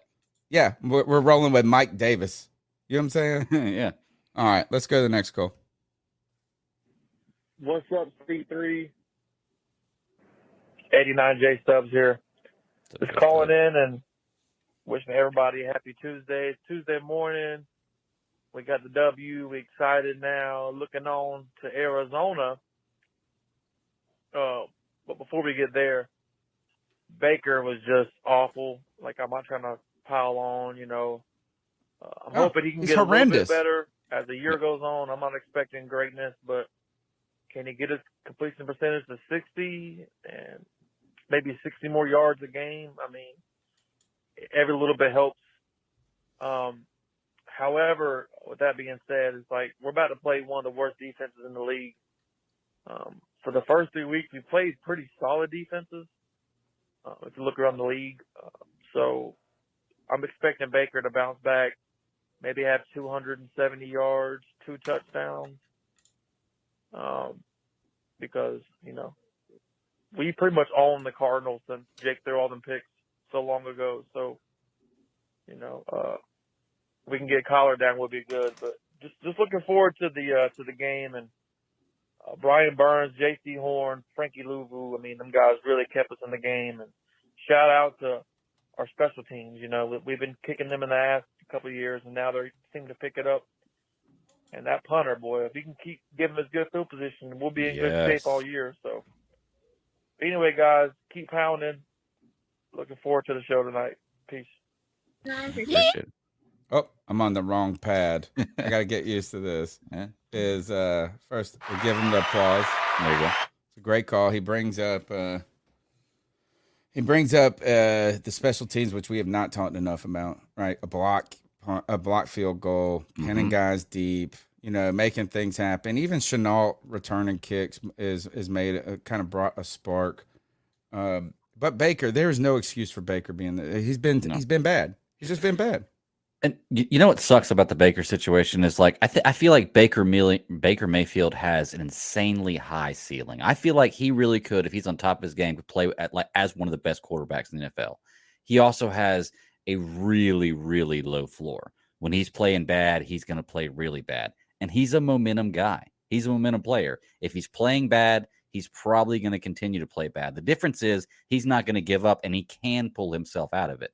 Won't always do that, but he has the ability to. But he's a momentum player. I feel like if he starts a game off fast, if he has an opening drive touchdown where he has 60 yards, he's never done that. We don't know what that feels like. Right, that's what I'm saying. But I feel like if we do see that, then we're gonna see that progress throughout the game like that. I feel like he's a momentum player. We just got to get him started. Like it's just hard to get him jump started to get that game going.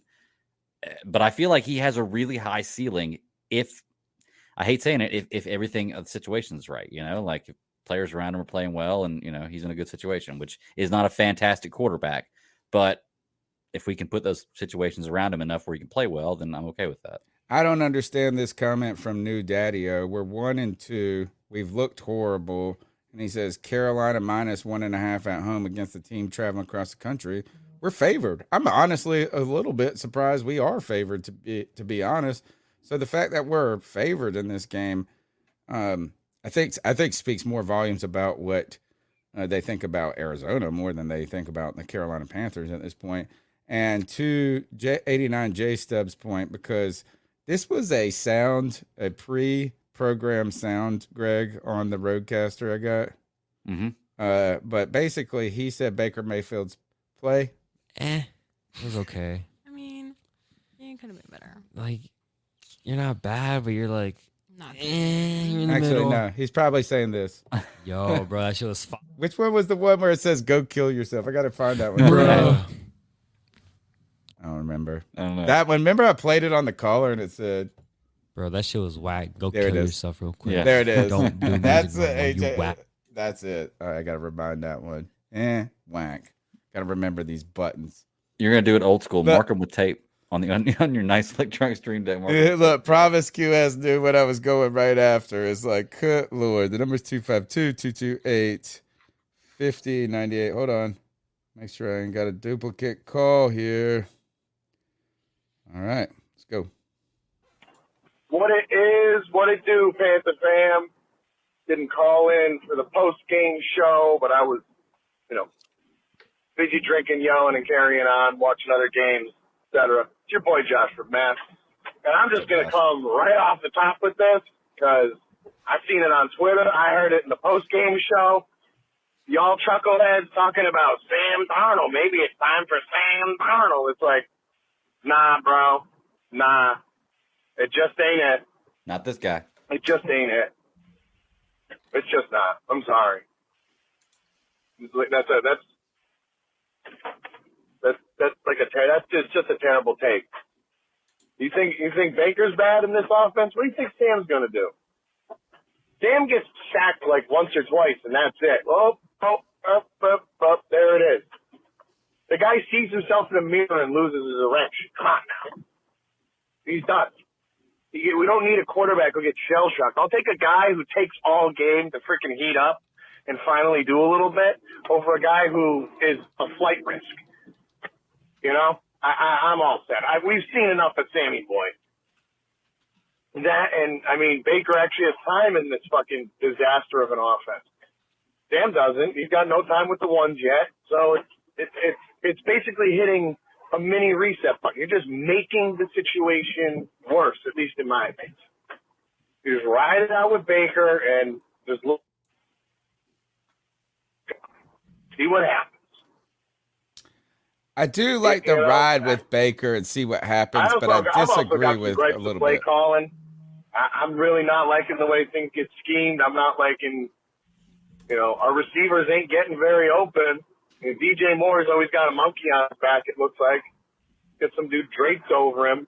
And Robbie, man, he's got diamond hands. He should just be bouncing. Should just be bouncing off Robbie's hands. He needs to get some stickum. Something. Same thing with Shy.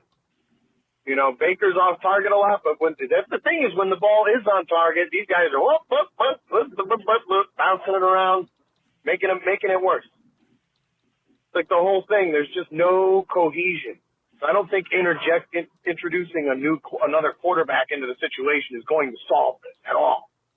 Because in another 3 weeks, everybody's going to be going, oh, maybe it's time for P.J. Walker. And then when bring in P.J. Walker, he'll suck pond water for 3 weeks. And then it'll be, oh, let's sign Cam Newton again. And then Cam will come in and do terrible for 3 weeks. And then where are we? Zach, just let the stagecoach burn down, boys. Let it burn. Let the motherfucker burn. Just let it burn. I agree with so much of this call, Greg, in so many ways. I agree we stick with Baker Mayfield. Mm-hmm. Let's just kind of roll with it and let it either catch on fire in a good way or burn down. But I don't know if I agree with the hesitation to even consider Sam Darnold. Yes. I will say through 3 games last year, his first 3 games, Sam Darnold did look good. He had 888 yards, 3 passing touchdowns, 4 rushing touchdowns, 1 interception with 68% completion percentage. Looked really good through 3 games. After week, 7 or 8, whenever we played 7, when we played the Giants, he looked just like Baker Mayfield, 112 yards, 129 yards, 172 yards, 132 yards, 1 touchdown, 0 touchdowns. Look, he went 1, 2, 3, 4, 5, 6, 7 games without throwing a touchdown after the Giants game. So he did look good through the first 3 games, but after that, he looked exactly like Baker does now. Just leave Baker in. I feel like Baker's a better quarterback, and I feel like he can play better than what he is right now. I think the top end for Baker is better than the top end for Sam Darnold. Yeah, Sam Darnold's had good games last year against bad teams. I think here is this. If we go to Sam Darnold, it's already so bad that it doesn't matter. Right. But we might be hitting that point. To be honest, I think I mean, I think being gracious is that this week and next week, if Baker doesn't turn it on at all, I think it's a reasonable consideration to have. And we don't have either one under contract next year, do we? Yeah, who gives a shit at this So point? we don't have to worry about making them look better for trade value because No. they can both walk at the end of the season if we want. Not at all, yeah. I mean, is Baker's just been so bad right now? We just need him to be better. That's it. Yes. Even And if I he's think he can be. marginally better. I do. I agree. I mean, like, we've been expecting it. We've been waiting for it. But guess what? It's time to get right against the Cardinals. Let's go to the next call. What's up, C3? It's Anthony from the Friday Free Throw All Faithful. Just thought I'd call in here and, explain why I was the way I was with my last call. So Your last call? you First never call. want.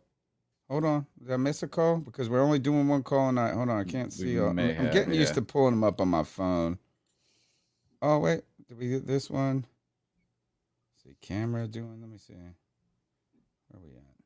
Sorry, guys. I'm working on it. Hold on. I'm getting used to the Anthony. Did we did this one. All right. Here we go. Here he is. No, that's his first call. And What's sorry, up, we're only going C3? one call, so it's your only call, Anthony. Good name, though. Anthony from the Friday Free Throw All Faithful. Just thought I'd call in here and, explain why I was the way I was with my last call. So you never want to lose in anything, right? Like, no matter what you're doing, no matter what the profession is, or no matter what that circumstance is, but this is a business, and I kind of thought about it. As I said, like, that Saints game was the first game that I ever wanted to lose as a fan. And no, I don't want to lose because I'm a bad fan and I want to hate in our fan base and tell the Panthers how crappy they are, this and that. No, I just think that, I was a big Baker fan going into the season. I still think he can turn it around, But with this schedule coming up, this is really going to determine how our season goes. Because if we start losing these games, man, I think we should just go in the direction of trying to get a top pick. Because those guys are the game changers, Like, you see Trevor Lawrence looking amazing now. I mean, if we had the number 1 or 2 pick, that would really, help our franchise and help us start over. I'm not saying that, we need to just completely abandon the season, but I am. You are. That That's there's exactly what gotta you're be saying. A point in time during the season where we have to know what we're doing, and Tepper has to know. Like, I don't care what these reports saying that he's going to be patient with Rhule. Fuck that shit. Because he should not be patient with this guy at all. You paid him this money. He should know what he's doing. So once again, I always bring up how how the Panthers reports are the opposite. What happens is the opposite of what they say. I mean, there's been countless incidents I can pull up about Baker Mayfield, how they weren't interested in him, they weren't interested in Darnold, ended up trading for both of them. Now there's a report saying Tepper's going to be patient. I don't buy that shit at all. I think if we, lose the next 3 or 4 games in a row, I think Rhule's going to be out the door. And I think it's because Tepper knows that the longer he's going to keep him here, if he can't get a winning season, the worse it's going to make us. So that's just my 2 cents on it and why I said I wanted to lose these games. It's not because I'm trying to be a bad fan. It's just simply because I don't think a lot of people understand that Saints game you saw was still a Matt Rhule managed game. And out of the 11 wins he's gotten, they've all been the same. Defense is carried, offense is played like subpar, but we barely snuck out of all these wins. But anyways, keep pounding. Look, is your call is not being well received in the chat, but I get the sentiment in some ways, right? Is that you don't want hollow victories. Mm-hmm. In some ways, you don't want the. So my phone is Bluetooth now, so you guys hear my notifications probably. That probably sounded very loud. You probably look is that if this is a hollow victory, then I understand your sentiment. It's like if you're losing and you're a losing team, you just want to kind of figure it out when you figure it out. The other thing is it's week 3. So, like the season is long. Like we're not a losing team just yet because we could be a winning team. So you want the team. Like, I feel like this is like people say they don't want us to tank. I want us to organically tank. If we are bad, then we're going to be bad. Right. And we're going to lose. And then there's going to be a tipping point where we're like, if we were 0-6, then you say, you know what? Is like, we're not trading for people to get people. We're trading people away. We're not, you know what I'm saying? Like, we're trying to evaluate talent and some different things. But I'm for that organic tank, which is like, hey, it just happens. Yeah. You just happen to be terrible. Mm-hmm. And you don't have to manufacture it. At this rate, man, that's still an opportunity. I agree with you. I want to organically lose if we're going to lose out, but like if we get to a point where we're like 1-13, then it's not an organically lose. I don't want us to win anymore.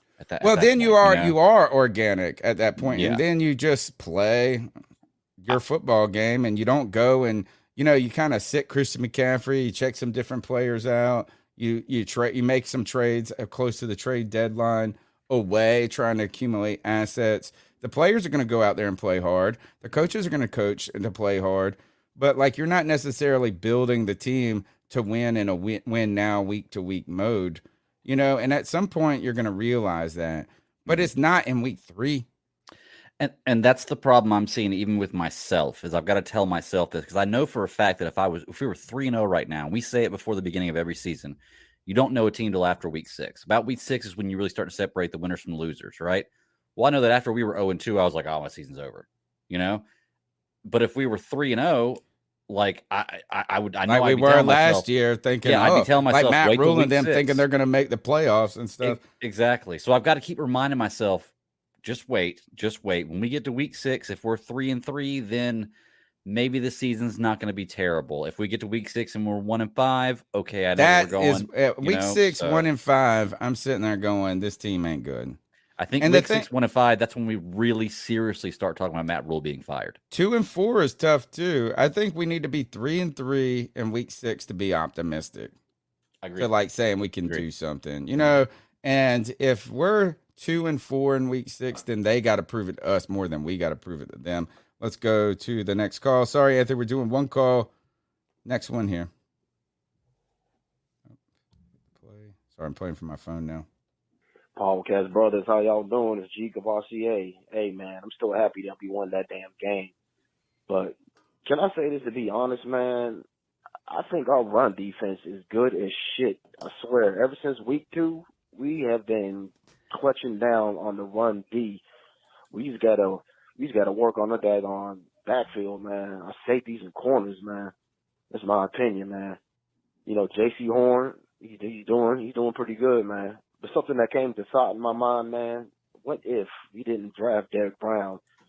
We would have picked up Isaiah Simmons. And he'd be worse. What if last year we wouldn't have picked up, maybe, J.C. Horn? We would have picked up Micah Parsons. Can you see that shit? Isaiah Simmons and Micah Parsons. That would be lethal. That would be lethal. Yeah. Keep pounding. Look, love you. Great fan of the show. Disagree 100 on this run defense. The numbers do state it, though. The numbers support his argument.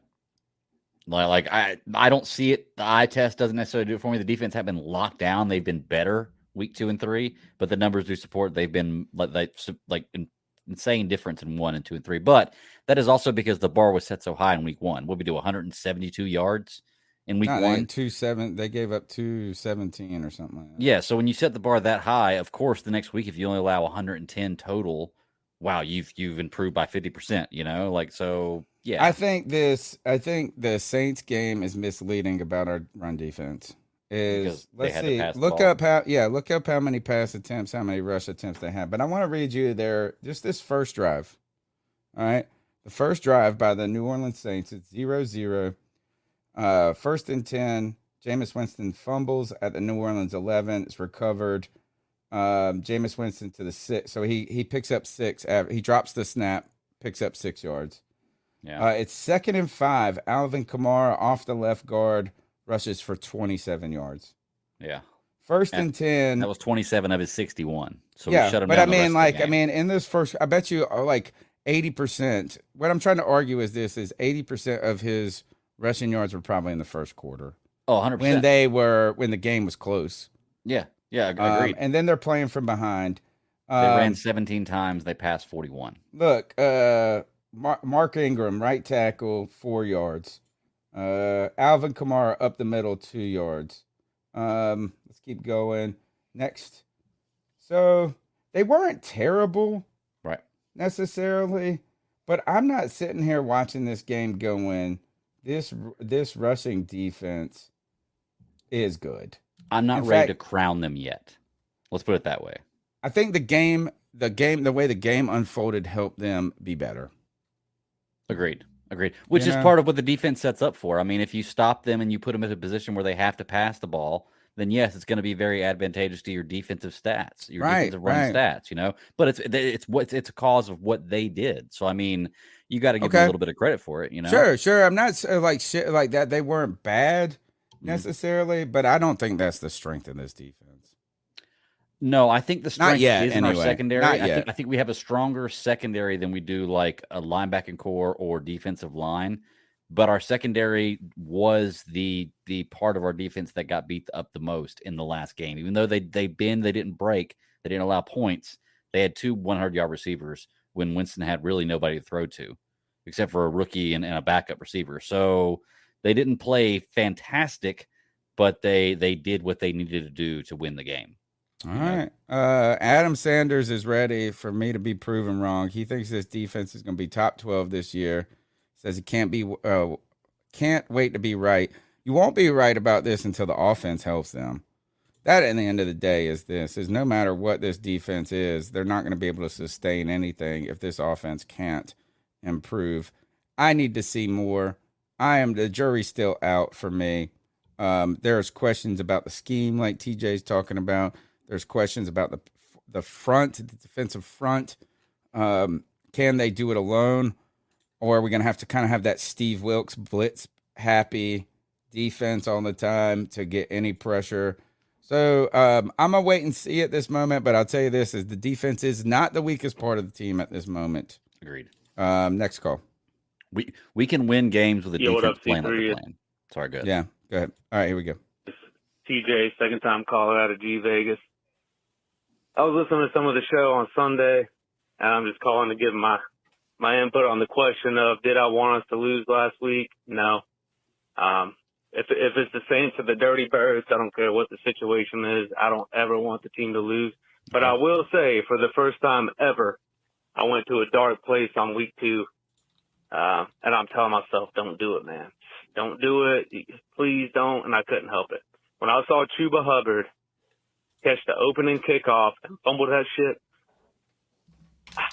I just thought, I hope the Giants beat the ever-living shit out of this team. I hope they fucking hurt this team. Maybe, just maybe that'll wake them up.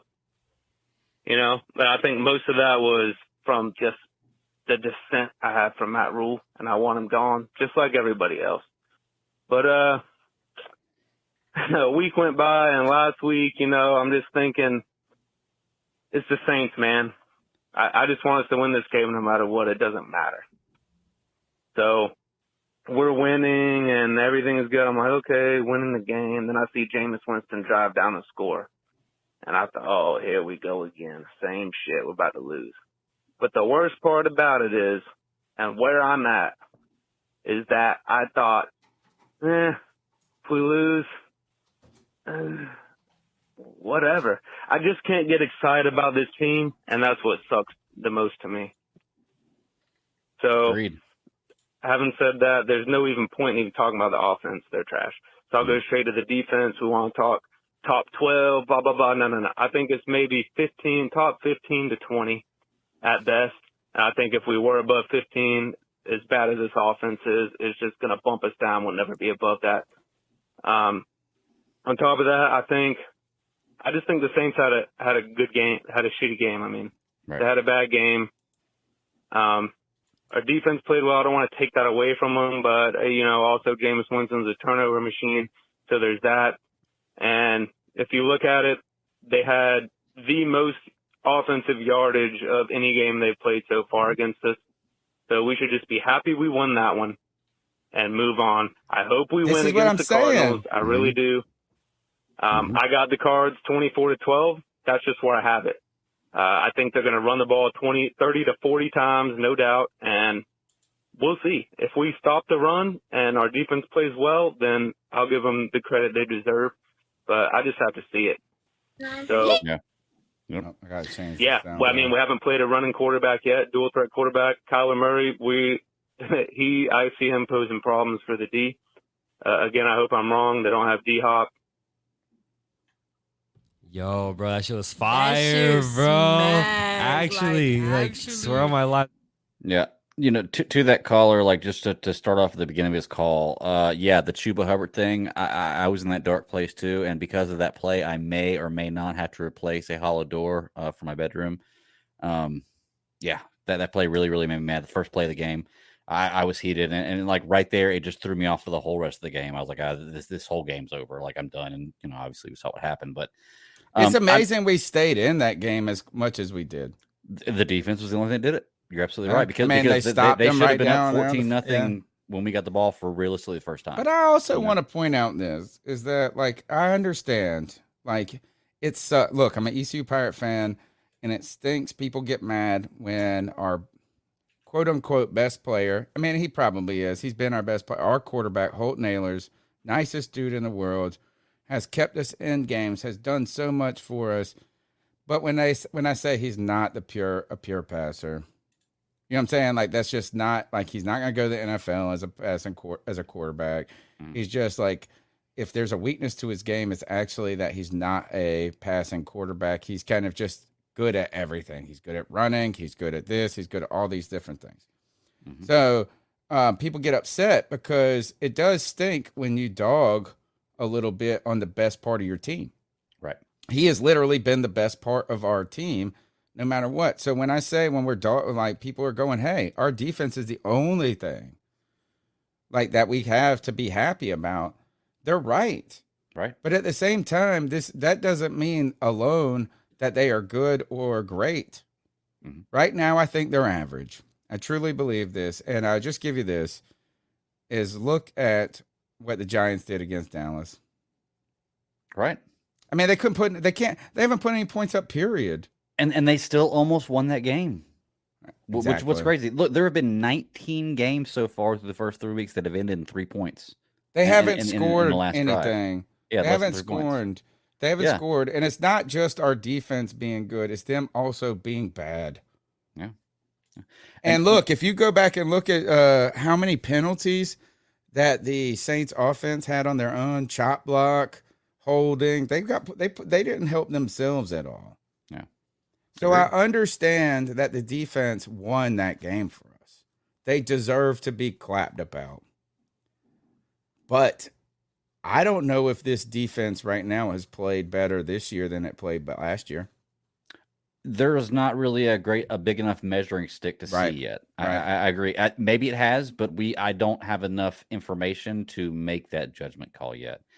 And one more thing this caller was saying is, you know, he never wants us to lose, especially playing against like Atlanta or New Orleans, you know, and I'm the same way. I don't ever want this team to lose, and I'm never going to be pulling for them to lose. Look, this win, and I said this on Sunday, like, as a fan, I needed this win. Like, okay, me and my wife have been married. This was for us. This was for us. Me and my wife have been married for 14 years. Okay, me and the Panthers have been married for 27 now. Okay, like, if you've been in a relationship with anybody that long, it gets to a point where you get into a lull, and you need a reminder of why you love this so much again, you know. And or we just needed to get laid. Yeah, one time. Exactly. It doesn't even have to be the best lay Exactly. ever. Can we just get some daytime sex one time? Exactly. And so, like, this win for me was like a night at the Holiday Inn away from the kids, as opposed to like the weekend vacation, which would have been like a blowout that we needed, that I really needed to be like, okay, I know why I love this team again. This reminds me. I got the weekend, the overnight stay at the Holiday Inn, so I'm okay.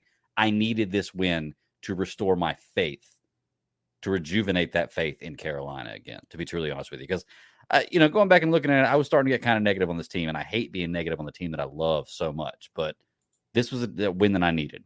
This was sex while the sun was up. Yeah. Well, the kids are at school. Exactly. You know, you're not supposed to be doing this, but hey, It doesn't look. works. You haven't been doing it a lot lately, Yeah. and you usually never do it when the sun's up. Wow, does he have to be great? Next call. Oh, hey, big fat fingers. What's up, C3? Raleigh Panther calling in tonight. What's up, Raleigh Just Panther? wanted to call in. I had noticed, on Twitter today that our offensive line got the award for, best line of the week or so. And, while that's great and all, it made me equally as frustrated just because, I feel like the line is really pulling their weight, and but yet we're still not seeing the translation to Baker Mayfield and getting balls out to receivers. And I wanted to ask you guys, is it more so on Baker? Is he getting happy feet in the pocket? Is he panicking? Or is this really on the receivers not creating enough separation? Would love to get y'all's take on that and, where we can go from here and maybe to fix the issue. Hope you guys have a great rest of your night, man. Enjoy everything you guys do. Have a good one. Good call. Great call. And go ahead, Greg.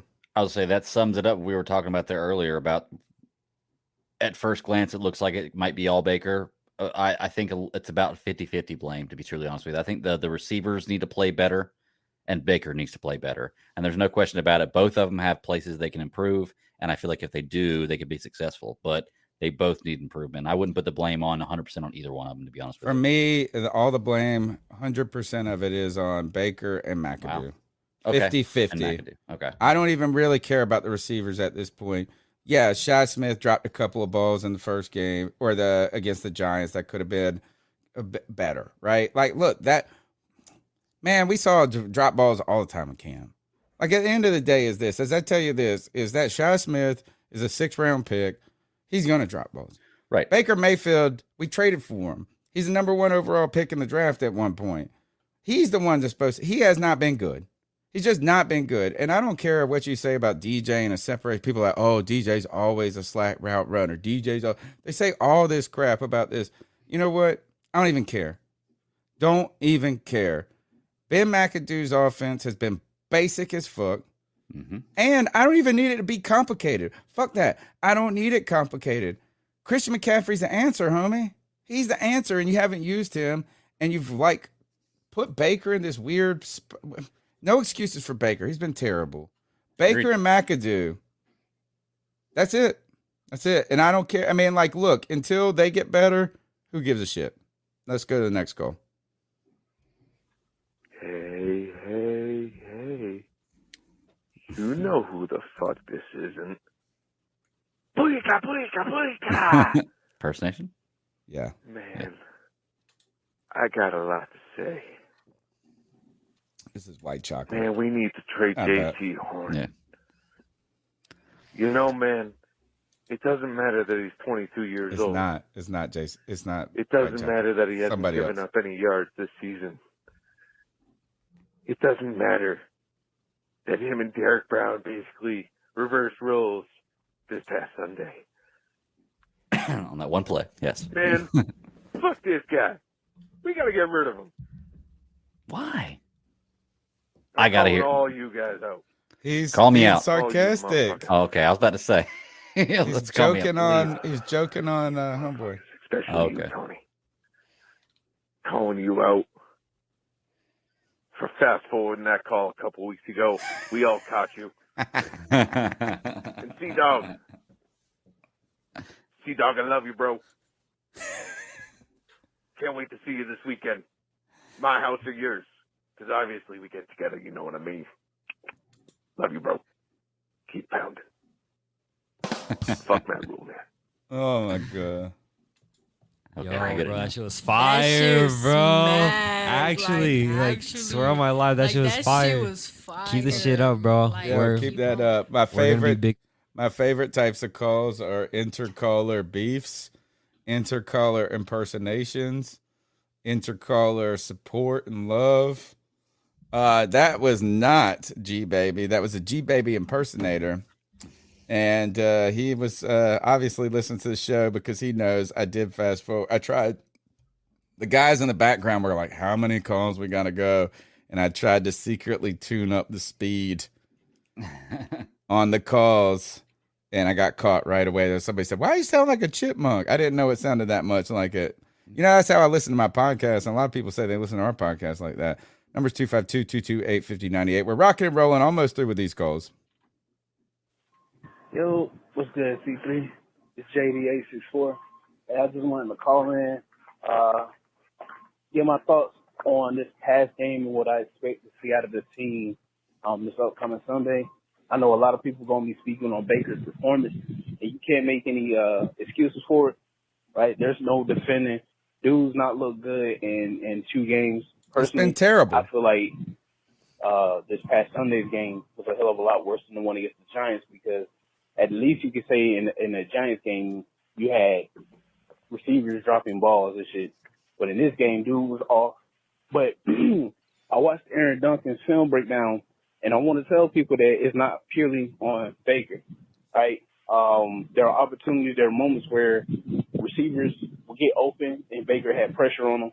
There are times in which Baker just outright missed guys that were open. Like you had the 2 passes to DJ. One would have been a huge game. The other one, if it's put right into DJ's breadbasket, you're talking about a one-on-one matchup against a safety. And I'm gonna take DJ to do something. Yeah. Take his ankles, walk into the end zone. So stuff like that, you got to put that on Baker. But all around, it's on the offense as a whole. They have to get better. Even with that, we got the win. So that's something that people should be celebrating. I feel like I've seen a lot of negativity. Even after the win, it's like, damn, like we won and people still ain't happy about it. But I understand. Like I said, offense does need to play better, and I expect them to play better. So, this upcoming Sunday, I expect Ben to lean more on the run game and not just with CMC. Get Foreman more touches. Hand it off to Shenault. I still don't trust Chuba, but we need to lean on the run game. As far as the passing game, it has to be like underneath shit. Quick routes. Good example of what I want to see is that 3rd down conversion where Baker hits Shenault and he goes for like 20 yards. Like, do more stuff like that. Get the ball in DJ's hand. Get the ball in CMC's hand. At the same time, spread it around. I think this upcoming Sunday, the Panthers offense is going to be able to put it together. And we'll be talking about a potential win streak starting up. But what's your guys' opinion on it? JD, you're in paradise. You're the most optimistic person in the world. As always. Keep down. Look, you're right, but I'm not giving Baker any excuses at this point. I don't want to hear even that. Like, if we could go and look at every play and we can find some reason somebody should get an excuse. Right. Right. Well, and he started the call out like that. He said he wouldn't, no more excuses for him. Yeah. But he's like, hey, if you look at these plays, it's not all on Baker. It's not all on Baker. But here's the thing. I just need Baker to make the plays that he's supposed to make when he can make them. Mm-hmm. I don't ask him to make a play when he's getting smashed by a defensive end. You know what I'm saying? Like those things, or when somebody drops it. That's not what. Look, those things happen. That becomes on them. The ones that are on him, you need him to make. Yeah, and he's just not even been good at those. So look, is that like he's got no pass for me. Like Baker's got to earn a lot for me going forward. And JD, always the optimist though in so many cases. The number's 252-228-5098. We only got 3 calls left, Greg. Knock him out. Good evening, C3 family. This is Panther Willie calling in from Greensboro, North Carolina. Welcome to the show, bro. I just want to say keep up the good work. Appreciate all the time that y'all put in to making this podcast happen. I'm a truck driver, so I really appreciate listening to it. And I like the long format that y'all got going on. And thank you, brother. That means a lot. To reflect on our Carolina Panthers. Got a for you. Well, really a statement. I think we need to give Baker Mayfield and Rhule just a little more time to get things together. I guess the bigger question is what do we need to do to get Ben McAdoo to change his play calling up a little bit and to do some routes underneath and just scheme some things where we can get these wide receivers with a little bit of open space. I mean, they're pretty much blanketed the whole time. Baker missed a few throws, but we've got to do better at scheming these wide receivers open. Like, there's no excuse for it. DJ Moore is one of the best receivers in the league, but doesn't seem to get open all that often, and I just can't figure out why that is. And then I look at Jacksonville Jaguars offense from last year, and I see it's probably got a lot to do with Ben McAdoo and the schemes and plays that he runs. Well, he was just a quarterback coach then. He was just a quarterback. Keep up the good work. Everybody subscribe, like, and support our boys at C3 so they can keep on doing this great work. Good enough to keep Hey, I do want to say, now that in the last few weeks, I've just noticed, like, Winston-Salem, Kernersville, Greensboro, Walnut Cove. Check it out, y'all. I'm going to go ahead and say it. One week this year, I'm right here in Walnut Cove. For all these callers calling into this area, I'm going to plan to meet up somewhere like in a center area like Winston-Salem and have a C3 Panthers get-together to watch the game. Yeah. If everybody's interested. Because we've had a lot of callers from my area calling. And if y'all are interested, let's plan that. Get up one day, maybe on the Thursday night game or something like that. Get up and we'll watch the game together because that would be really, really fun. First, I love anybody who celebrates our long form content because no matter how much we try to change it, it just gets longer. So I love that. That automatically gets a applause for me. The one thing I will point out about this is that Ben McAdoo was not with the Jacksonville Jaguars. Was not with the Jacksonville Jaguars last year, but he was the year before as a quarterback coach with my man Gardner Minshew. But I do agree with you. This 100 is. I think this is like can't really replace Baker Mayfield that easily at this moment. You know what I'm saying? He is the guy that you got. But McAdoo, his offense needs to change like dramatically. You know, and the problem is you can't just like get rid of McAdoo because we won't really have an offensive mind, I don't think, in the coaching staff that can step into that role. So not fire. He needs to adjust. And he's got Baker Mayfield to work with. He's got these players to work with, and he needs to. And this is where I think the greatest coach is. I hate when they talk about, well, it's our scheme, this and that. I think you look at the players you got, what you have to work with, and you try to maximize the most out of those players. And right now, McAdoo has not maximized any of that with any of our offensive players. He's the number one enemy on me. In fact, I would say he's the number one problem for me. He's public enemy number one. Baker Mayfield, public enemy 1A. And that's it. Next call. How's it going, guys? My name is Jay. About third time calling in. I don't know if you recognize me or not. But welcome back, Jay. So I remember you. I feel like we're in a weird spot right now because I do think this roster is good enough to go to the playoffs, especially in a really weak NFC like we have right now. I mean, to be honest with you, with the way the Buccaneers and Saints are looking, the division might even be up for grabs. Yes. And I think this roster does have a lot of talent. I like DJ Moore. I like C-Mac. Like Robbie Anderson, like Baker Mayfield, like a lot of these guys. The thing that I worry about is what if we do end up in the playoffs and then we got to stick with Matt Rhule and Ben McAdoo for longer because that's who I think I think that's what Anthony Piccadillo is worried about. To be honest with you, I wonder if a playoff berth, if it's possible. Imagine 10-7 and I mean, imagine if it was 10-7 and you actually won the division, right? If such a thing is possible. What does that do as far as extending, not so much McAdoo, but more Rhule? Is that a bad thing? I mean, I think it's a terrible thing. I don't think he's a very good coach. I like to see somebody like Kellen Moore replace him or something like that, but, maybe somebody a little bit more experienced. I don't know. Kellen Moore seems like an offensive whiz, but I'm also, rocking Idaho, so maybe I'm just liking him from a Boise State perspective. At any rate, point is, I'm worried about it. And it sucks because I obviously just want to root for the team. Let me know your guys' thoughts.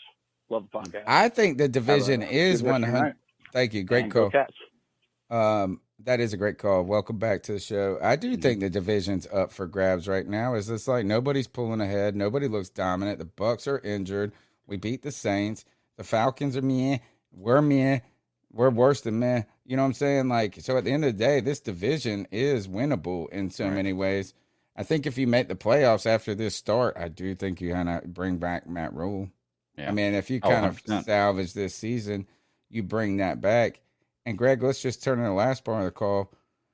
Dallas, they've been cooking with that rush. Yeah. Yeah, man. That's like, He's a good how about that? He's a decent quarterback. He's what we need Baker Mayfield to be. 250 passing yards, touchdown, no turnovers. But there's he's exactly what we need Baker to be. Something to be said about that offensive coordinator knowing what to do with his guys. In fact, the offense looked worse when they had Dak. I was going to say the offense seems to be responding more to Cooper Rush than they were Dak. And I don't know if that's just Dak.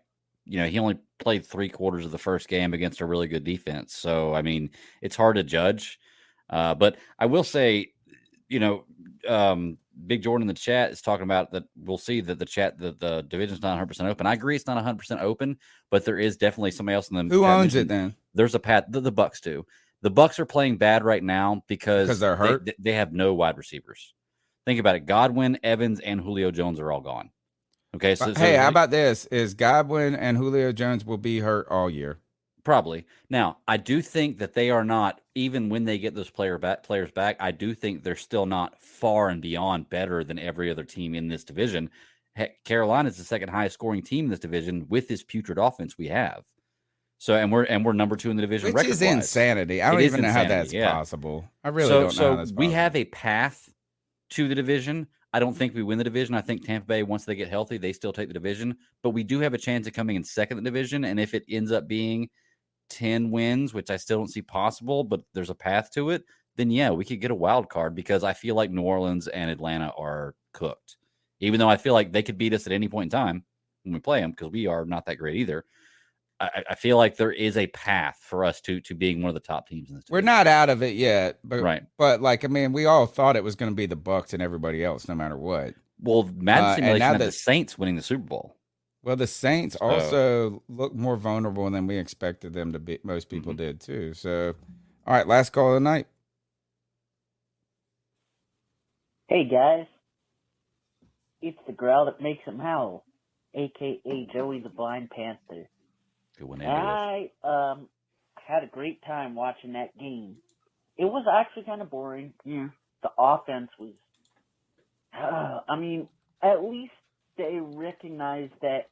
Hey, Christian McCaffrey's on our team. I heard he's really good at football. No shit, Sherlock. And you know who else is really good at football? Laviska Shenault. You know who else is real good at football? J.C. Horn, Jeremy Chin, Frankie Louvu. A lot of guys on our defense. But my issue is we play zone way too much. Yes. I mean, even when we should be playing man, like we were playing zone the whole game. Yes. And like third down, they will convert on third down because we were playing zone. And you can when run. you play zone, you leave holes. Yes. A lot of holes, especially when your players were drafted to play man-to-man situations. You leave holes. And guess what?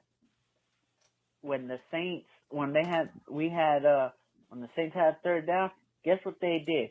They threw to Chris Olave and broke ankle Jameis Winston. Yeah, he threw interceptions, but you know what else he did? He threw bazookas. I mean, he's got a cannon, man. He's a great passer. He had a wide open Traquan Smith. And I forgot what yard line he was on, but I think he was on like close to midfield. He threw the R5 yard line. Okay? When you're not playing man to man, when you're leaving holes, okay, that's how they get you.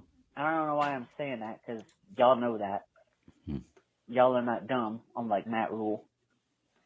But that was my issue with the defense, is that I was sitting there on the beach, actually, and I was sitting there saying, why are we playing zone in this situation when the Saints keep gashing us?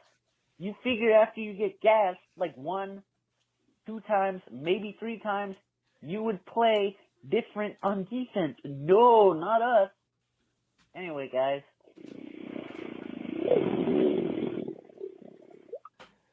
Wow. All right, that's the cat calls for the night. You can be a part of the show every Tuesday night by calling in at 252-228-5098. Smash the thumbs up button, be a part of the chat. Do us a favor, share the show, be a friend, tell a friend, that type of thing. Greg, let's hit up with the picks. We got us two. We'll get the picks from the other guys on the back end right now. Browns at Falcons. I'm going to take the Browns, even though I think the Falcons are a team that's kind of like a trap team every week. I think the Browns in the running game, even though Myles Garrett is dealing with the shoulder, a strained shoulder, I think there's just too much talent there. The Browns get 2 in a row. Give me the Browns. Yeah, I'm going to do the same thing. The Falcons are going to Falcon. I believe the Falcons will probably dominate most of this game, and they'll probably still end up losing. So I'm going to take the Browns over the Falcons as well. Next goes to our team, the Carolina Panthers, hosting the Cardinals. And I said I wouldn't pick the Panthers again until they won, and they won, Greg. I don't love this pick. I don't love it. I think Kyler Murray and that offense could shred us potentially. But I think they have more vulnerabilities than we do, and I think it's time the law of averages catch up, and Baker Mayfield and this offense finally has a decent to good game. Give me the Carolina Panthers at home at a 4-5 start. I'm right there with you. I was saying the same thing. I'm not going to pick Carolina until they win. They won, so I'm going to stay true to that format there. And Baker Mayfield's had an interesting time being in Carolina. One with being against Cleveland in week 1, and then now he's going against Daniel Jones came out of the same draft as him, didn't he? No, it was after him. It was as who? As Baker Mayfield. That was later. Actually. No, he's a year after, I think. But the Sam Darnold being the same draft, dealing with that, and now he's going against Kyler Murray, who he played with in college. He actually beat out that spot in college. So it's then got beat out. Yeah, I think Carolina owns Arizona. To be truly honest with you, I don't know why we have their number, so I'm just Carolina over Arizona this week. It looks like the Saints have a bye, if I'm not mistaken. I don't see them. Oh, no, Vikings at Saints. Ooh. Oh, it's in London. 9:30 a.m. I don't know what to think about the Vikings, to be honest. But I'm going to tell you this, is I'm not impressed. I think the Saints might be overrated or are overrated. Maybe their defense finally slowed down, even though we didn't do anything. How am I saying their defense slowed down and we did absolutely nothing against them? And we still won. I'm going to take the Vikings. I'm the same way. Vikings had a big win last week. They're trying to prove a lot to a lot of teams right now. A lot of people have them as one of the stronger teams in the NFC, maybe making the NFC championship game. So I'm going to ride with that because they have a very strong team. I think Jefferson bounces back this week, and the Vikings take And it out. finally, the Chiefs on the road, 8:20 p.m. against the Tampa Bay Buccaneers. The Chiefs upset by the Colts. Trap game, fell asleep. Buccaneers continue to deal with injury. I'm on the Chiefs bandwagon here. I think they're just fine. I have question marks about the Buccaneers. And I don't know. I know you don't want to bet against Tom Brady and him falling off a cliff, but can he do it by himself? Leonard Fournette been rushing the ball pretty well, though. But Patrick Mahomes right now, give me the Chiefs, man, on the road. I'm right there with you, man. We're 4 for 4 this week. Chiefs, there's chinks in every armor, and last week they just got exposed. I think every team has a bad week. You never see a team go undefeated anymore, so I don't expect that from any team. And the Bucs, man, while Tom Brady is the GOAT, even though I don't like the guy, he's the GOAT, and he's going through the LeBron James thing right now where he's a great player, but he can't carry a team anymore by himself to a title. He needs All right. So. Fantastic stuff. We'll get the picks from the other guys in no time. Cody's going to be back tomorrow. CK's internet crapped out on him, but thank God we got the 4 horsemen here. We can carry it even when 2 guys can't make it. We're playing injured, but we're still playing great. Greg, That's right. Final segment of the show, we go to the ice up picks where we tell someone to ice up, toughen up to get it together. Yep.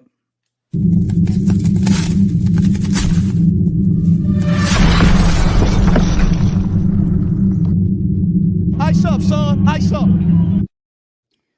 All right, this is the point of the show where everyone is fair game, where anybody can get iced up. We didn't mention this. Oh, Greg, I did not. One thing, we're going to ice ourselves up here. How's the hurricane and the weather going to factor into this Carolina game? And it has to help the Carolina Panthers, you would think, against Kyler Murray, who would need to throw the ball if we're getting rain and stuff. Is there any risk that this game could be disrupted because of this hurricane? I'm not following the situation enough. There were people talking about that in chat, if the rain's going to affect it. I don't think the hurricane's going to cause problems where it stops the game, but it could be rainy conditions. I think by the time it gets up to here, because it's coming from the Gulf, or from Florida in that area. Yeah. So by the time it gets up to here, it's going to be settled down a little bit. We'll have some bad storms, but I don't think it'll maybe shut the game pass down. through, get the backside of it at that Yeah. point. That has to think help it'll be too bad. Carolina if the passing game hurts. Yeah, definitely, because they're not a good running team, and we're Right. not a great passing team at this point. Mhm. Take away their greatest weapon with, I guess, the weather would be fine. Any way you can get it. I got one for us if you're ready. Yeah, go ahead. All right. So, I don't usually go hard on David Portnoy. He makes me laugh. I like his gritty. I'm trying to figure out if this take right here, though, is satire. I don't think it is necessarily, but he's getting the ice up for this right here, and I'll tell you why. Can't hear it. You can't hear it? How am I? You get ready for your echo. Mute me. Oh, hold on. How am I going to do this? Shoot. Because I can't send it. Did you share your audio whenever you shared it? Yeah, but I have this new setup. All right. Here, you go first. Okay. And then What's can that? I send you this and you play it?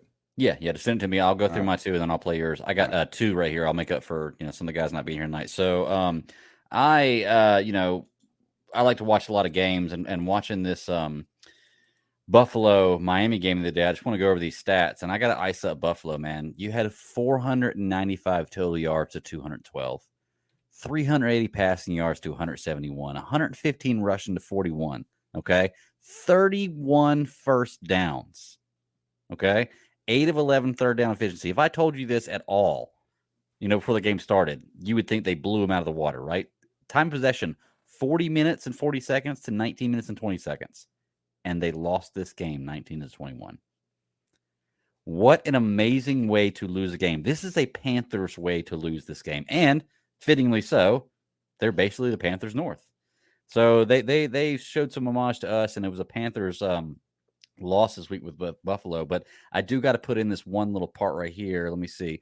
I don't know if you saw the Ken Dorsey go crazy after this. Oh, loss. yeah. This is I after the think I last like play. him more after this. Yeah, this is after the last play of the game. And then they realized that they had that feed on live TV and they had to cut it off. Oh, my God. But he is going absolutely It's because nuts. Josh Allen fumbled the snap, and then they were trying to spike it, and then he threw it, and game over. Yeah. Oh, yeah. All right. So ice up to the Buffalo Bills. And then my second one here, this one I thought was really funny. Look, people do whatever you want to on your phones, but just be aware of where you're at in your situation.